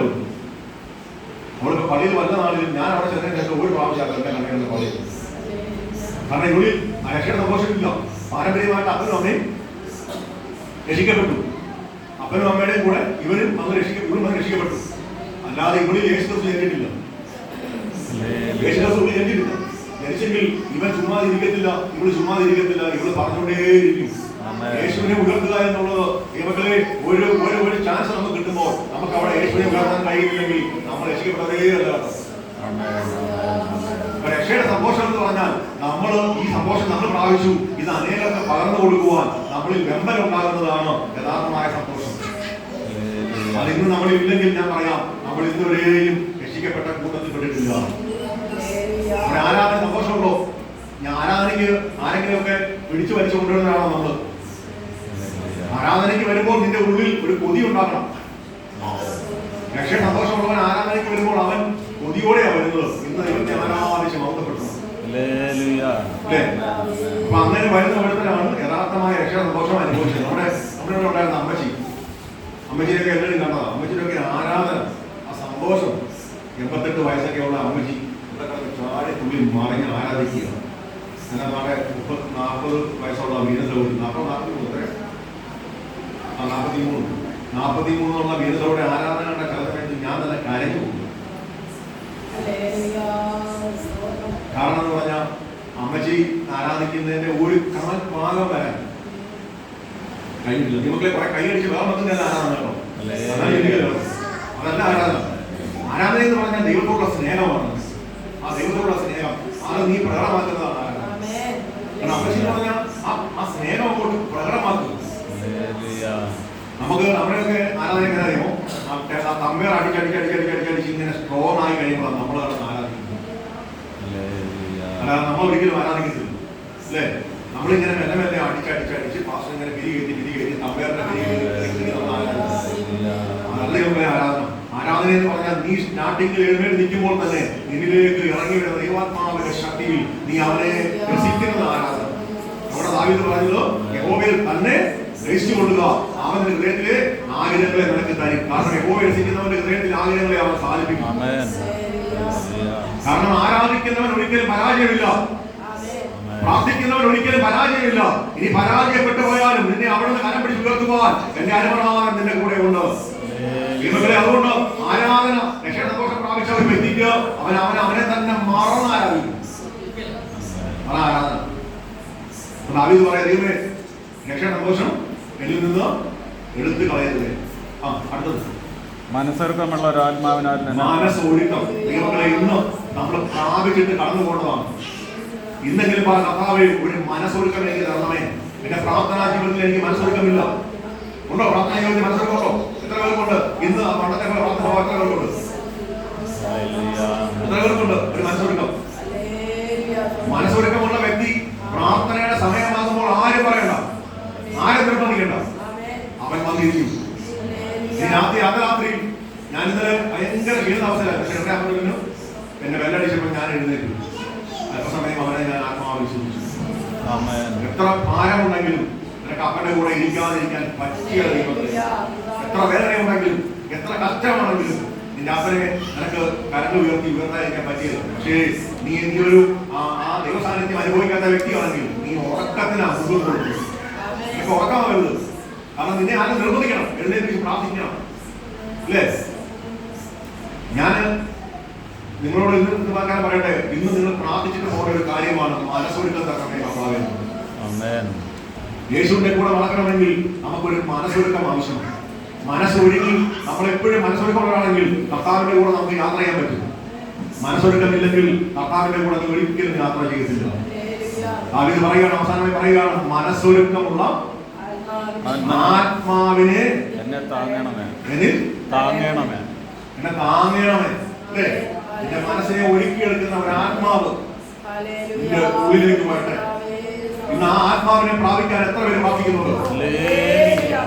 ദൈവമേ പ്രാർത്ഥിക്കുന്നവരെ പ്രാർത്ഥിക്കുവാൻ ക്ഷീണിത അവസ്ഥയിലാണെങ്കിലും രോഗമാണെങ്കിലും വേദനയാണെങ്കിലും സാമ്പത്തികമായ ബുദ്ധിമുട്ടാണെങ്കിലും അവിടെ യേശുവിനെ ആരാധിപ്പാൻ പ്രാർത്ഥിപ്പാൻ എന്റെ ഒരു ആത്മാവിനെ തരണമേ എന്ന് എത്ര പേർ പ്രാർത്ഥിക്കുന്നുണ്ട്? അവനെ ഇഷ്ടം ചെയ്യുവാൻ ഞാൻ എന്നെ പഠിപ്പിക്കണമെന്ന് ദാവീദ് പറഞ്ഞു അല്ലേ? ദൈവത്തിന് ഇഷ്ടം ചെയ്യാൻ എന്നെ പഠിപ്പിക്കണമേ. മക്കളെ, നമുക്ക് ആ ഇഷ്ടം പലരും നോക്കിയാൽ അവിടെ നമ്മളെ സൗകര്യമാരൊക്കെ അങ്ങോട്ടും ഇങ്ങോട്ടൊക്കെ നോക്കാൻ തുടങ്ങി. ഇനി മതി ഭാഷ ഇത്രയും കെട്ടിയപ്പോൾ തന്നെ ഞങ്ങൾ മറന്നു. കാരണം മനസ്സൊരുക്കവും ഇല്ല, പ്രാർത്ഥനയില്ല. മനസ്സൊരുക്കി പ്രാർത്ഥന ഉണ്ടോ? പ്രാർത്ഥനയുണ്ടോ? ആ പഴയ പ്രാർത്ഥനയുണ്ടോ? രാത്രി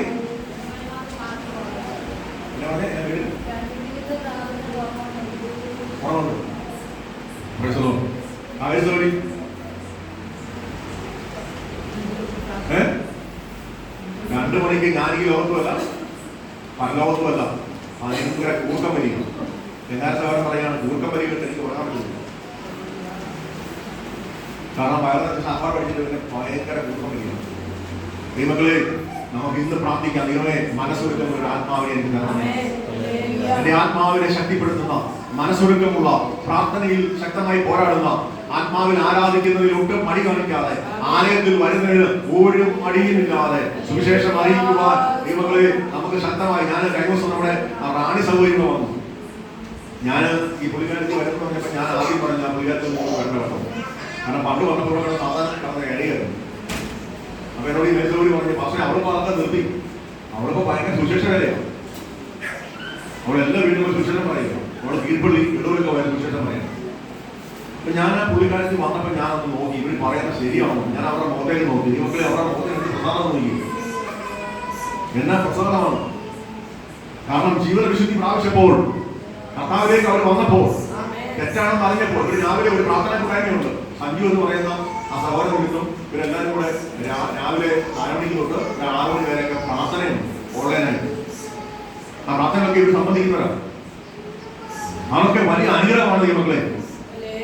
എന്റെ ജീവിതത്തിൽ ഒരു ആഗ്രഹമാണ് സഭയുടെ എല്ലാവരെയും ആ സമയത്തൊക്കെ വിളിച്ചിരുത്തി ഇരുന്ന് പ്രാർത്ഥിക്കണമെന്ന്. നിങ്ങളെയൊക്കെ വിളിച്ച് ഒരു കാര്യം അറിയാത്തോടെ ഞാൻ അതൊന്നും ചെയ്യാനേ പോവാം. കാരണം 6 മണി ആകുമ്പോൾ 4 തൊട്ട് 6 വരെ അവർ പ്രാർത്ഥിക്കും. എല്ലാ ദിവസവും പ്രാർത്ഥിക്കും, വചനം പ്രസംഗിക്കും. മാഷന്മാർ മാത്രമല്ല വചനം പ്രസംഗിക്കുന്നത് കേട്ടോ. സഹോദരന്മാരായ നിങ്ങളും വചനം പ്രബോധിപ്പിക്കണം, വചനം പറയണം. അവിടെ മടി കാണിക്കരുത്. ഇപ്പൊ ഇന്ന് സങ്കീർത്തനം വായിക്കണമെന്ന് ഇവിടുന്ന് പറയുന്നതിന് മുമ്പ് എല്ലാ സഹോദരൻ ആ കലകം പൊളിച്ച് പോകുന്ന വഴി ഒരു പുലി പോലും. എന്നാൽ ഒരു കാലത്ത് ആ മനുഷ്യൻ ഇവിടെ ഒന്ന് വിളിക്കുമ്പോഴത്തേന് പുള്ളി വന്നിട്ട് നല്ല വചനങ്ങളെ പറയുന്നത്. എവിടെ പോയി നമ്മുടെ മനസ്സൊരുക്കം?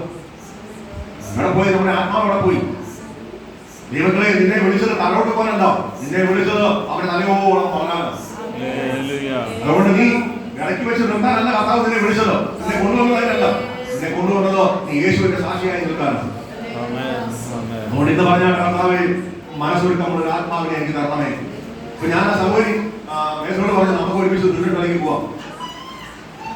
അപ്പൊ അങ്ങനെ അവര് പോകണമെന്ന് പറഞ്ഞിരിക്കുക. പക്ഷെ പുള്ളിക്കാരത്തേക്ക് അവിടെ കൂടെ വരണം, അതിലെ പുള്ളിക്കാരത്തേക്ക് ഇവിടുന്ന് അവിടെ പോകണം.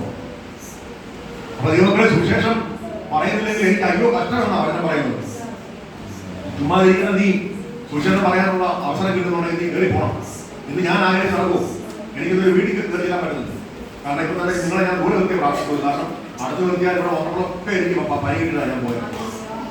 കാരണം എന്നോട് ഡോക്ടർ പറഞ്ഞു ആരുടെ അടുത്ത് പോയി നിൽക്കരുത്, ദൂരെ മാറി നിന്നു. പക്ഷെ ഞാൻ ഒരു കാലത്ത് കർത്താവിന് വേണ്ടി ഓടി അധ്വാനിച്ചു. എല്ലാ വീട്ടിലും കയറുമായിരുന്നു. ഈ പേരാവൂർ വന്നതിന് ശേഷം ഞാൻ കാണാത്ത ഒറ്റ വീടില്ല. 2-3 പ്രാവശ്യം കാണാത്ത ഒരു വീടില്ല. കാരണം നമ്മളിവിടെ വ്യവസായം അച്ഛനുണ്ടായിരുന്നു. ആ അച്ഛൻ ഞാൻ കൂടെ എല്ലാ വീട്ടിലും കയറുമായിരുന്നു. പക്ഷെ അന്ന് കയറി കയറാൻ സമയമുണ്ടായിരുന്നു. പക്ഷെ ഇന്നും എന്റെ അവസ്ഥ വളരെ മോശമായിരുന്നു. അപ്പോൾ നമുക്ക് കിട്ടുന്ന സമയം കർത്താവിന് വേണ്ടി ശക്തമായി വചനം പറയാനും അനേകരെ നേടുവാനും കർത്താവ് നമ്മളെ കഴിക്കാനും കർത്താവ് നമ്മളെ ഒരുക്കട്ടെ. അതിന് നമുക്ക് വേണ്ട ഒറ്റ പ്രാർത്ഥനയാണ്, കർത്താവെ മനസ്സൊരുക്കമുള്ള ഒരു ആത്മാവിനെ എനിക്ക് തരണമേ. പ്രാർത്ഥന ജീവിതം ഉണ്ടാകണം, ആരാധന ജീവിതം ഉണ്ടാകണം. വചനം വായിക്കാറില്ലെങ്കിലും വചനം കേൾക്കുമ്പോൾ അത് ധ്യാനിക്കാനുള്ള മനസ്സുണ്ടാകണം. അതാണ് ദാവീദ് പറയുക. പാടുമ്പോൾ ദാവീദ് പറയുകയാണ്, കർത്താവേ നിന്റെ ഇഷ്ടം എന്തെന്ന് അറിഞ്ഞ് എന്നെ അതൊക്കെ പഠിപ്പിക്കണമെന്ന്. അല്ലേ? എന്നെ അത് പഠിപ്പിക്കണമേ. നമുക്ക് അത് പറഞ്ഞിട്ടുണ്ടോ? കർത്താവിന്റെ ഇഷ്ടം എന്നാണെന്ന് ഒന്ന് ചോദിച്ചു നോക്കി കർത്താവിനോട്. ഒന്നാമത് കർത്താവിന്റെ ഇഷ്ടം എന്നാന്ന് പൗലോസ് പറയുന്നുണ്ട്. 1 Thessalonians 2-ാം അധ്യായം 8-ാമത്തെ വാക്യം വായിച്ചു. 3 തെസ്സലോനിക്കർ 2:8.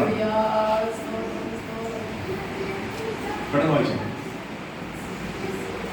സംഗീതത്തിലൂടെ അച്ഛൻ കുറച്ച് നന്നായി പ്രബോധിപ്പിക്കും. കണ്ടോ? 1 തെസ്സലോനിക്കർ 2:8.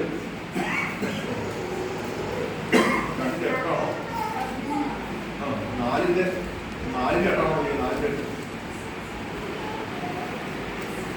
ആകയാൽ തുച്ഛീകരിക്കുന്നവൻ മനുഷ്യനെ അല്ല, തൻ്റെ പരിശുദ്ധാത്മാവിനെ നിങ്ങൾക്ക് തരുന്ന ദൈവത്തെ തന്നെ തുച്ഛീകരിക്കുന്നു.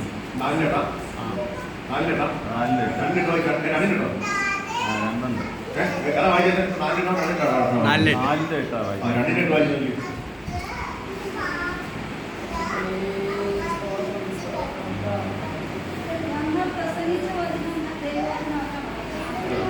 ഇങ്ങനെ ഞങ്ങൾ നിങ്ങളെ ഓമനിച്ചുകൊണ്ട്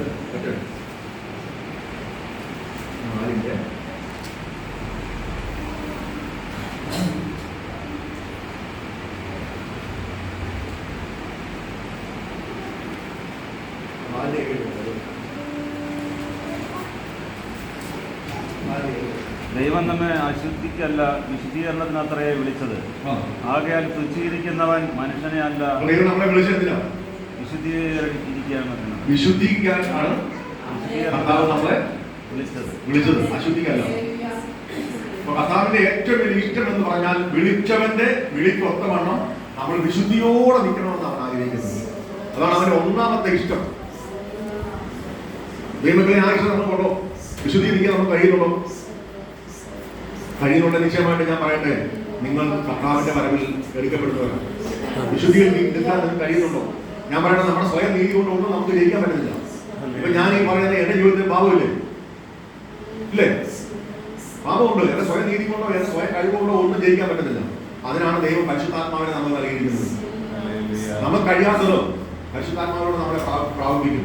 ഇനി അടുത്തത്, യേശു നമുക്ക് പകരമായി അവൻ യാഗമായി തീർന്നു. ഞാൻ ക്രൂശിൽ തറയ്ക്കേണ്ടടുത്ത്, ഞാൻ മരണം അനുഭവിക്കേണ്ടടുത്ത് കർത്താവ് എനിക്ക് വേണ്ടി ക്രൂശിൽ മരിച്ചു.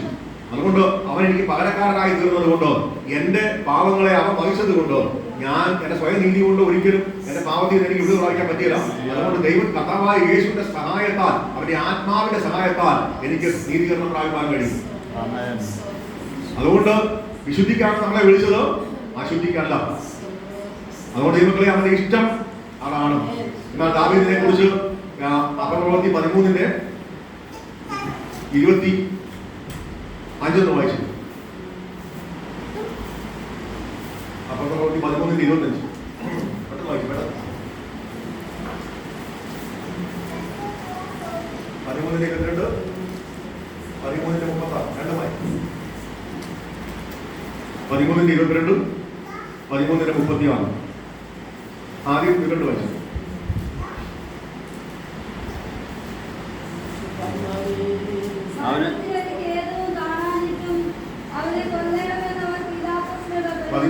അപ്പോസ്തലപ്രവൃത്തി 13:22 അവനെ നീക്കിയിട്ട് ദാവീദിനെ അവർക്ക് രാജാവായി വാഴിച്ചു. അവനെ നീക്കിയിട്ട് ദാവീദിനെ അവർക്ക് രാജാവായി വാഴിച്ചു കൊടുത്തു.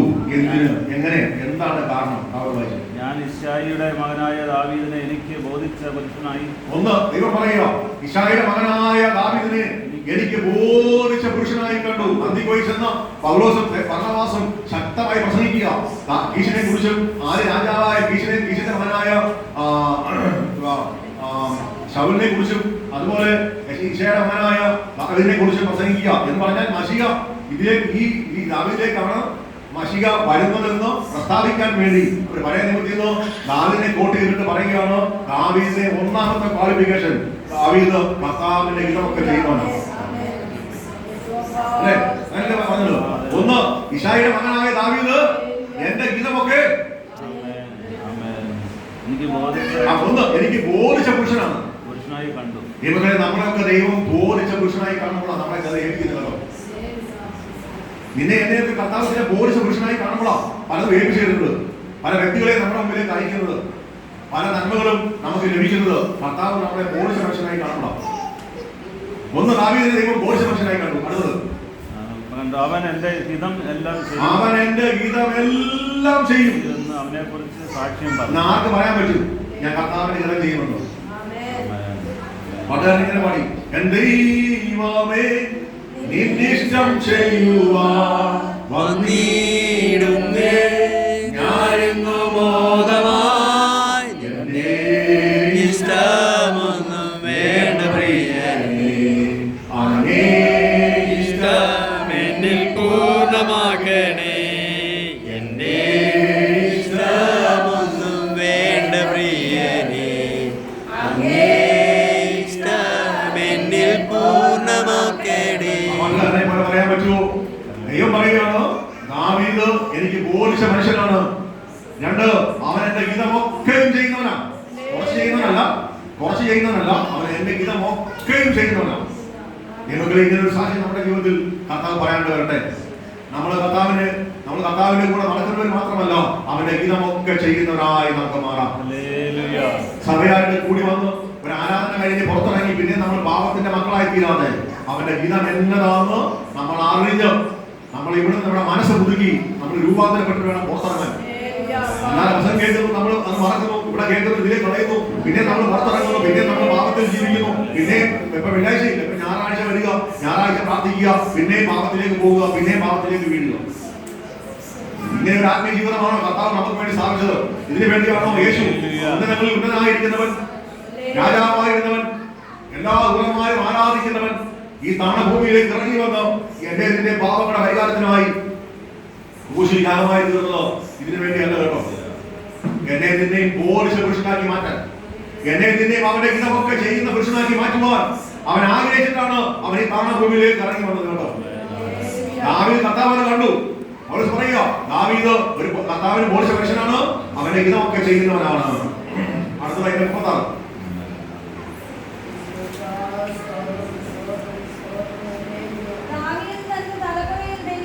ദാവീദ് തന്റെ തലമുറയിൽ കണ്ടോ ദൈവമക്കളെ, ഈ തലമുറകൾ മക്കളും കൊച്ചുമക്കളും ഒക്കെ നിന്നെ കണ്ടിട്ട് വേണം കർത്താവിനെ ആരാധിക്കാൻ, അല്ലേ?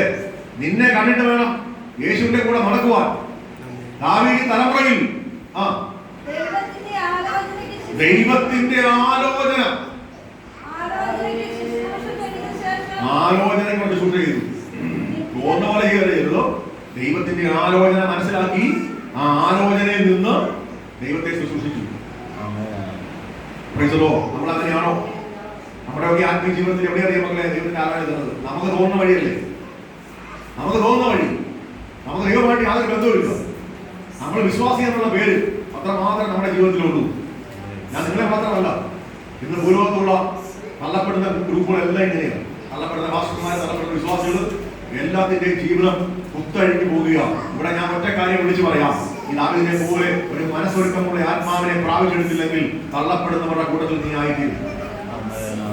അതുകൊണ്ട് കർത്താവ് നിന്നെ വിളിച്ചത് അശുദ്ധിക്കല്ല, വിശുദ്ധീകരണത്തിനാണ്. അതുകൊണ്ട് നീ കർത്താവിന്റെ വഴി നടക്കണമെങ്കിൽ നീ പ്രാർത്ഥിക്കേണ്ട വിഷയം ഇതാണ്. ഈ തലമുറയിൽ ദൈവമേ ഞാൻ നിന്നെ സേവിക്കും. എന്റെ മക്കൾക്ക് വേണ്ടി ഒന്ന് സമ്മാനിച്ചു വെക്കാന്നല്ല എന്റെ വിഷയം. എന്റെ മക്കൾക്ക് വേണ്ടി ഞാൻ ഒത്തിരി നന്മ ഉണ്ടാക്കി വെക്കുകയല്ല എന്റെ വിഷയം. എന്റെ വിഷയം എന്റെ മക്കളുടെ ഉള്ളിലേക്ക് ഞാൻ യേശുവിനെ കൊടുക്കുക എന്നുള്ളത് എന്റെ വിഷയം. അതുകൊണ്ട് ദൈവമക്കളെ, നിങ്ങളുടെ കുഞ്ഞുങ്ങൾ വഴി വിളിച്ചു പോകുന്നുണ്ടെങ്കിൽ അതിന്റെ കാരണക്കാരൻ നിങ്ങളാ കേട്ടോ. നിങ്ങളുടെ മക്കള് ആത്മീയമായിട്ട് നടക്കുന്നുണ്ടെങ്കിൽ അതിന്റെ കാരണം നിങ്ങളാ. നിങ്ങളുടെ ജീവിതത്തിൽ മനസ്സൊരുക്കമുള്ള ആത്മാവില്ല, നിങ്ങൾ പരിശുദ്ധാത്മാവിനെ തള്ളിക്കളഞ്ഞു, നിങ്ങൾ യേശുവിന്റെ വഴിയിൽ നടക്കുന്നില്ല, നിങ്ങൾ പാപത്തിന്റെ വഴി നടക്കുന്നത് കൊണ്ട് നിങ്ങളുടെ തലമുറയും ആ പാപത്തിലേക്ക് തന്നെ വീഴുക. അതുകൊണ്ട് ഇന്ന് മാനസാന്തരപ്പെടണം. ഇവിടെ പറയാ ദാവീദിന്റെ ഹിതമൊക്കെയും ചെയ്യുന്നവനാണ്, താൻ ബോധിച്ച പുരുഷനാണ്. അടുത്തത് പറയുക അവൻ ദൈവത്തിന്റെ ആലോചനയ്ക്ക് തക്ക ശുശ്രൂഷ ചെയ്തു.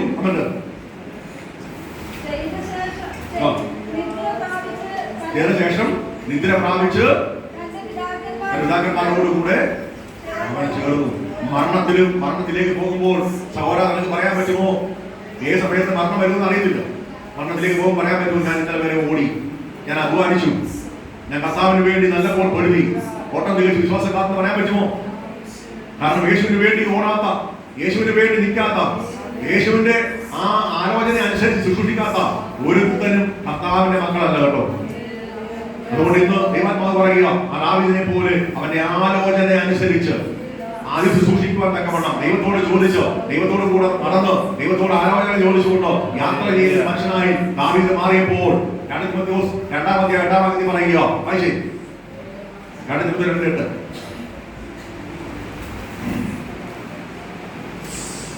പെട്ടെന്ന് വായിച്ചേ.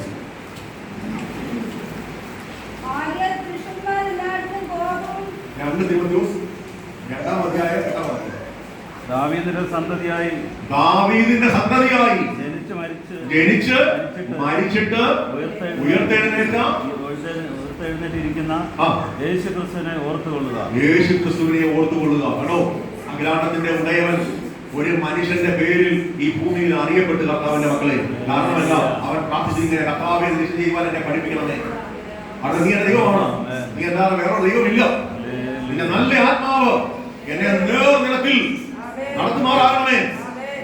അവന്റെ പൗലോസ് പറയുക, ദാവീദ് ദൈവത്തിന്റെ ഹിതപ്രകാരം ശുശ്രൂഷ നടത്തിയവനാ. അവനെ ബോധിച്ച പുരുഷനായിരുന്നു. മാത്രമല്ല, അവൻ ദൈവത്തിന്റെ ആലോചനയ്ക്ക് ശുശ്രൂഷ കഴിച്ചവനാ. ദൈവത്തിന്റെ ആത്മാവ് പറയുക, അവിടെ തിമോഥെയോസിൽ എങ്ങനെയെന്ന് പറയുക, ദാവീദിന്റെ സന്തതിയായി. ആണോ? യേശു ദാവീദിന്റെ സന്തതിയാണോ? ആണോ? ദാവീദിന്റെ സന്തതിയായി യേശുവിനെ ഇങ്ങനെ വിളിച്ചല്ലേ? കർത്താവിന്റെ ആ ഭാഷയുടെ കാലങ്ങളിൽ ഉറക്കെ വിളിച്ചു പറഞ്ഞു, നീ ദാവീദ് പുത്ര, എന്നോട് കാരണം പോകുന്നതാണ്. യേശു പലവട്ടം കേട്ടപ്പോൾ യേശു പറഞ്ഞു, ഞാൻ എന്നെ ദാവീദ് പുത്രനാകുന്നത്. ദാവീദ് എന്നെ പോലും സങ്കീർത്തനങ്ങളിലൂടെ ആത്മാവിൽ എന്നെ കർത്താവെ എന്ന് വിളിച്ചിട്ടുണ്ട്. ഞാൻ എങ്ങനെ ദാവീദിന്റെ മകനായി തീരും. എന്ത് മകനായിട്ടാണ് വന്നത്?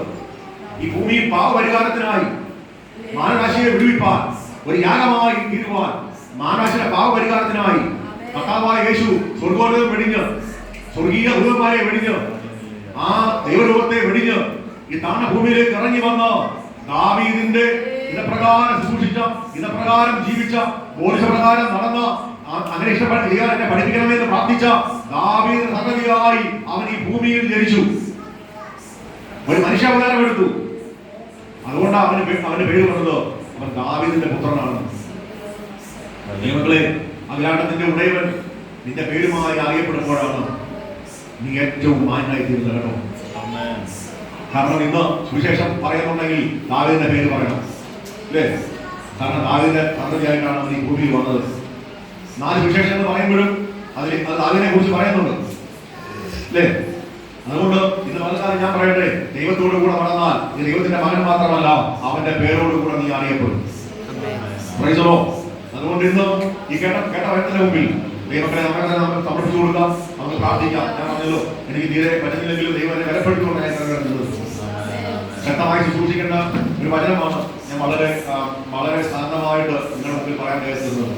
എന്നാൽ നിങ്ങൾ മനസ്സിലാക്കുക, ഇന്ന് ദാവീദിനെ പോലെ നമുക്കൊന്ന് പ്രാർത്ഥിക്കാം. കർത്താവിന്റെ ഇതപ്രകാരമുള്ള ജീവിതം നയിക്കാം. മനസ്സൊരുക്കമുള്ള ഒരു ആത്മാവിനെ ഇന്ന് പ്രാപിച്ചിട്ടേ നിങ്ങൾ മടങ്ങിപ്പോകാൻ പാടുള്ളൂ.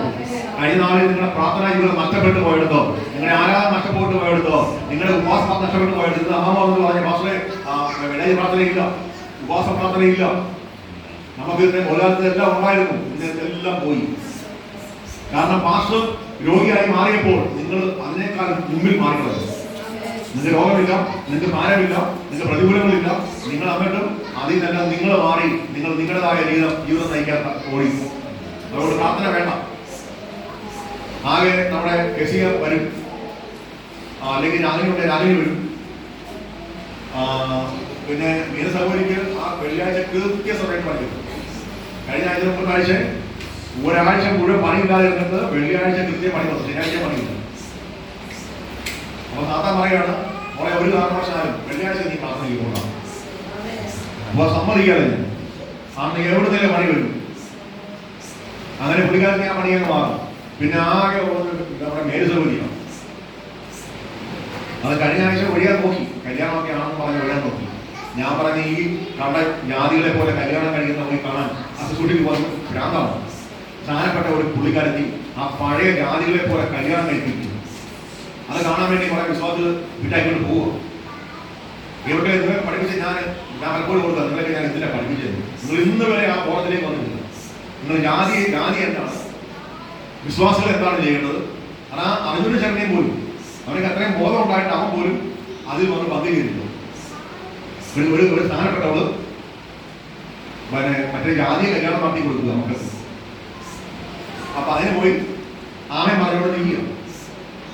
മക്കളെ, നമ്മൾ ഇന്ന് വരെയും യഥാർത്ഥമായി ഈ രക്ഷ എന്താണെന്ന് നമുക്ക് തിരിച്ചറിയാൻ കഴിഞ്ഞിട്ടില്ല. നമ്മൾ അറിയാമല്ല, അറിഞ്ഞാലും നമ്മൾ അങ്ങനെ ജീവിക്കണം. അതാണ് നമ്മളെ പഠനം. നിങ്ങളെ ഞാൻ പഠിപ്പിച്ചതുപോലെ ഉലകത്തിലൊരു ഭാഷ പഠിപ്പിക്കണം. അതുപോലെ നിങ്ങളെ ഞാൻ പഠിപ്പിച്ചിട്ടും നിങ്ങൾ അറിയാത്തോണ്ടല്ല, നിങ്ങൾ അറിഞ്ഞിട്ട് കാണുന്ന ചിന്താക്കുന്നത്. ഞാൻ പല കാര്യം നിങ്ങൾ പറഞ്ഞിട്ടുണ്ട്, അതിന് പോകരുത്, ഇതിന് പോകരുത്, അത് നിങ്ങൾ പാവമാണ്, നിങ്ങൾ കർത്താവിന്റെ മക്കളാണ്, ദൈവമക്കളാണ്, നിങ്ങൾ ആ വഴിക്ക് പോകരുതെന്ന് പറഞ്ഞാൽ നിങ്ങൾ അതിനകത്ത് തന്നെ പോകുള്ളൂ. അപ്പൊ ഞാൻ പറഞ്ഞു, സൗകര്യം അതിനല്ല പോകണം. ആദ്യം വന്ന് പള്ളിയിൽ കുറച്ച് പ്രാർത്ഥിച്ച് പോകാൻ പറഞ്ഞു. അങ്ങനെ വന്നോടെ പ്രാർത്ഥിച്ചു. എന്തായാലും മണിമസോടി ഓടി വന്നു. രണ്ടുപേരും കൂടെ പ്രാർത്ഥിച്ച് 8 തൊട്ട് 9 വരെ കാടിച്ചു പിടിച്ചിരിച്ചു. അപ്പോഴത്തേന് ഇവരുടെ മുമ്പിലോട്ട് ബിരിയാണിയുടെ മണം കാരണം പറയും. അവർക്ക് ബിരിയാണിയുടെ മണം എങ്ങാനും ചെയ്യുമ്പോൾ തീർന്നു പോകുന്നതാണ് പേടി. മേധോരിക്കാണെങ്കിൽ അണ്ണൻ കത്തുന്ന വിശക്കും. മേധോരി പറഞ്ഞ് മണിയനെ പോവാം, എന്നാ വിട്ടു പോയേക്കാന്ന് പറഞ്ഞു. 9 തറക്കും. അങ്ങനെ നമ്മുടെ രാജനെയൊക്കെ എഴുന്നേറ്റ് പോലുമില്ല. രാജനെയൊക്കെ വീട്ടിൽ തന്നെ ഇരുന്നോ. അപ്പൊ ഇവര് വന്ന് കാര്യം കാണിച്ചിട്ട് ഒറ്റ പോകും. ഇവർക്ക് എന്ത് ചെയ്തു? നമ്മുടെ വില്ലേജ് പ്രാർത്ഥനയൊക്കെ 10, 40, 30 പേര് കൂടുതൽ ഇന്ന് 2 പേര് പോലും വന്ന് ഇരിക്കാൻ പ്രാർത്ഥിക്കാനില്ല. അതുകൊണ്ട് നിങ്ങളുടെ ആ താണുപോയ അവസ്ഥ നിങ്ങൾ മനസ്സിലാക്കണം. യേശുവിന്റെ വരവെടുത്തു. ഞാൻ പറഞ്ഞല്ലോ, ഞാനിങ്ങനെ പ്രബോധിപ്പാൻ നിങ്ങളുടെ കൂടെ ഉണ്ടെന്ന് എനിക്ക് പറയാൻ എനിക്ക് ഒരു ഗ്യാരണ്ടി ഇല്ല. ഞാൻ നിങ്ങളെ നടത്തി ഇന്നും പറഞ്ഞുകൊണ്ടിരിക്കുക. നിങ്ങൾ ഒരിക്കലും ഇനി പാവത്തെ ദാസന്മാരാകരുതോ. യേശുവിന്റെ വരവിൽ നിങ്ങൾ ഒരുങ്ങ്. ഞാൻ പറയുന്നത് തന്നെയാണ് ദോഷങ്ങളോട് പറയുന്നത്. അദ്ദേഹത്തെ ദൈവത്തെ ഞാനിങ്ങനെ പറഞ്ഞ കർത്താവ് എന്റെ ഉള്ളിൽ വസിക്കുന്ന അതേ ആത്മാവിനാൽ അദ്ദേഹത്തെ കർത്താവ് നിർത്തണമേ. അദ്ദേഹത്തെ ദൈവം നിർത്തിയിരിക്കുക. നിങ്ങളുടെ മുമ്പിൽ ശക്തമായ ദൂത് പറയാം. അപ്പൊ ഞാൻ വന്നില്ലെങ്കിലും അദ്ദേഹത്തിനോട് നിങ്ങൾ ശക്തമായ ദൂത് കേൾക്കുന്നുണ്ട്. അപ്പൊ ദൈവങ്ങളെ നിങ്ങൾ അതിനകത്ത് നിസ്സാരത കാണിക്കാതെ നിങ്ങൾ ഇനിയെങ്കിലും പ്രാർത്ഥിച്ച കർത്താവെ മനസ്സൊരുക്കമുള്ള ഒരു ആത്മാവിനെ ഞങ്ങൾക്ക് തരണമേ. കഴിഞ്ഞ നാളിൽ ഞങ്ങൾ പ്രാർത്ഥിച്ചതുപോലെ ഉപയോഗിച്ചതുപോലെ ഞങ്ങളുടെ കുഞ്ഞുങ്ങൾക്ക് വേണ്ടി അവരുടെ ഭാവിയിലുള്ള വളർച്ചയ്ക്ക് വേണ്ടി ഞങ്ങൾ ശക്തമായി പ്രാർത്ഥിക്കാൻ തയ്യാറാണെന്ന് നിങ്ങൾ എത്ര പേര് പറയുന്നുണ്ട്? ഇല്ലെങ്കിൽ ഞാൻ പറയാം, നിങ്ങളുടെ കുഞ്ഞുങ്ങൾ ഈ യേശുവിനെ അറിയത്തില്ല, അവർ തിരിച്ച് മടങ്ങിപ്പോകും. ഇനി ഞാൻ പറയട്ടെ, അവിടെ ഇരിക്കുന്ന ആ കുഞ്ഞുങ്ങളെ എടുത്ത് പഠിച്ചു നോക്കി, അവരെത്ര പേർ യേശുവിനെ അറിയുന്നുണ്ട്? അവർ കർത്താവിന് മരത്തിൽ കേൾക്കുന്നുണ്ട്. വേണ്ട, നിങ്ങൾ പ്രാർത്ഥിക്കാൻ വിളിക്കാതെ എത്ര പേര് പ്രാർത്ഥിക്കുന്നുണ്ട്? നിങ്ങൾ പ്രാർത്ഥിക്കാൻ വിളിക്കാതെ നിങ്ങളുടെ ഈ സ്ഥാനപ്പെട്ട എല്ലാവരും എത്ര പേര് പ്രാർത്ഥിക്കാൻ വന്നിരിക്കുന്നുണ്ട്? എത്ര പേരുണ്ട്? ദൈവത്തിക്ക് നിങ്ങൾ വിളിച്ച് നിർബന്ധിക്കാതെ നിങ്ങളുടെ ഈ കുഞ്ഞുങ്ങൾ എല്ലാ സ്ഥാനപ്പെടാണല്ലോ, ഇനിയിപ്പോ വന്ന സ്ഥാനപ്പെടാവുള്ളൂ. അപ്പൊ ഈ സ്ഥാനപ്പെട്ട കുട്ടികൾ എത്ര പേര് അവര് വന്ന് പ്രാർത്ഥിക്കാൻ ഇരിക്കുന്നുണ്ട്? വേണ്ട, എല്ലാ സമയം ഇരിക്കുന്നു പ്രാർത്ഥിക്കാൻ വിളിക്കാതെ വരുമോ? ശിവാസാറൻ വരുമോ? വിളിക്കാതെ വരുമോ? പറഞ്ഞിരിക്കുമോ? ആ സമയമാകുമ്പോഴേ മൊബൈൽ തോന്നുന്നു. പ്രാർത്ഥിക്കാൻ പറയും. ആര് പറയും? അച്ഛൻ പറയുമോ? അച്ഛൻ പുരോഗമിച്ചപ്പോ ഇടയ്ക്ക് വെച്ച് അങ്ങനെ എല്ലാവരും അച്ഛൻ ആണോ? അപ്പൊ ഞാൻ ചോദിക്കുക, ഈ കുഞ്ഞുങ്ങളിൽ എത്ര പേര് നിങ്ങൾ നിർബന്ധിക്കാതെ നിങ്ങളുടെ മുമ്പിൽ വന്ന് നിങ്ങളെ കാര്യം മുമ്പേ വന്ന് എത്ര കുഞ്ഞ് പ്രാർത്ഥിക്കും? അങ്ങനെ പ്രാർത്ഥിക്കുന്നത് ഞാൻ പറയട്ടെ, അവരുടെ ഉള്ളിൽ മനസ്സൊരുക്കമുള്ള ഒരു ആത്മാവുണ്ട്. അതുകൊണ്ട് അവർ പ്രാർത്ഥിക്കുന്നത്. അവർക്ക് അപ്പനെ കാണുമ്പോൾ പ്രാർത്ഥനയല്ല, അമ്മയെ കാണുമ്പോൾ പ്രാർത്ഥനയല്ല, ചാച്ചു വരുമ്പോൾ പ്രാർത്ഥനയല്ല. അവർക്കുള്ള ഉള്ളിൽ പരിശുദ്ധാത്മാവ് പറയും, നീ പ്രാർത്ഥിക്കേണ്ട സമയമാണ്, പ്രാർത്ഥിക്കണം. അങ്ങനെ പറയുന്നുണ്ടെങ്കിൽ ഈ മക്കളെ ഞാൻ പറയാം, നിങ്ങളുടെ കുഞ്ഞുങ്ങൾ രക്ഷപ്പെടും. അങ്ങനെ പറയുന്നില്ല. നിങ്ങൾ ഇന്നും നിർബന്ധിച്ച് ഈ രാഗിനെ, ഇത്രയും വയസ്സായ 20 വയസ്സായ രാഗിനെ ഇന്ന് നിർബന്ധിച്ച് അമ്മ പ്രാർത്ഥിക്കാൻ ഇരുന്നിട്ടുണ്ടെങ്കിൽ ഞാൻ പറയാം, അവിടെ ഉള്ളിൽ യേശുവില്ല. കാരണം അവിടെ നിർബന്ധിച്ചിട്ടുണ്ടെന്ന് പറഞ്ഞാൽ അവിടെ ഉള്ളിൽ യേശുവില്ല. യേശു ഉണ്ടെങ്കിലും പ്രാർത്ഥിക്കാൻ ആരും പറയണോ?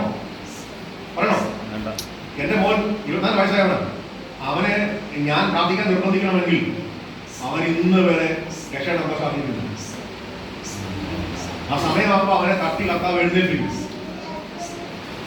പ്രാർത്ഥനാ ജീവിതം ഇല്ലാത്ത തന്റെ മക്കളെ കുറിച്ച് നിങ്ങൾ ചിന്തിച്ചു, അവർക്ക് മനസ്സൊരുക്കമുള്ള ഒരു ആത്മാവ് അവരിലില്ല.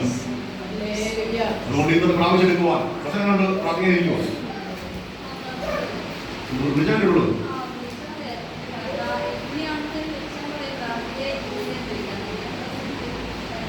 അപ്പൊ കുമാരക്കാരനാ പറയുന്നത്.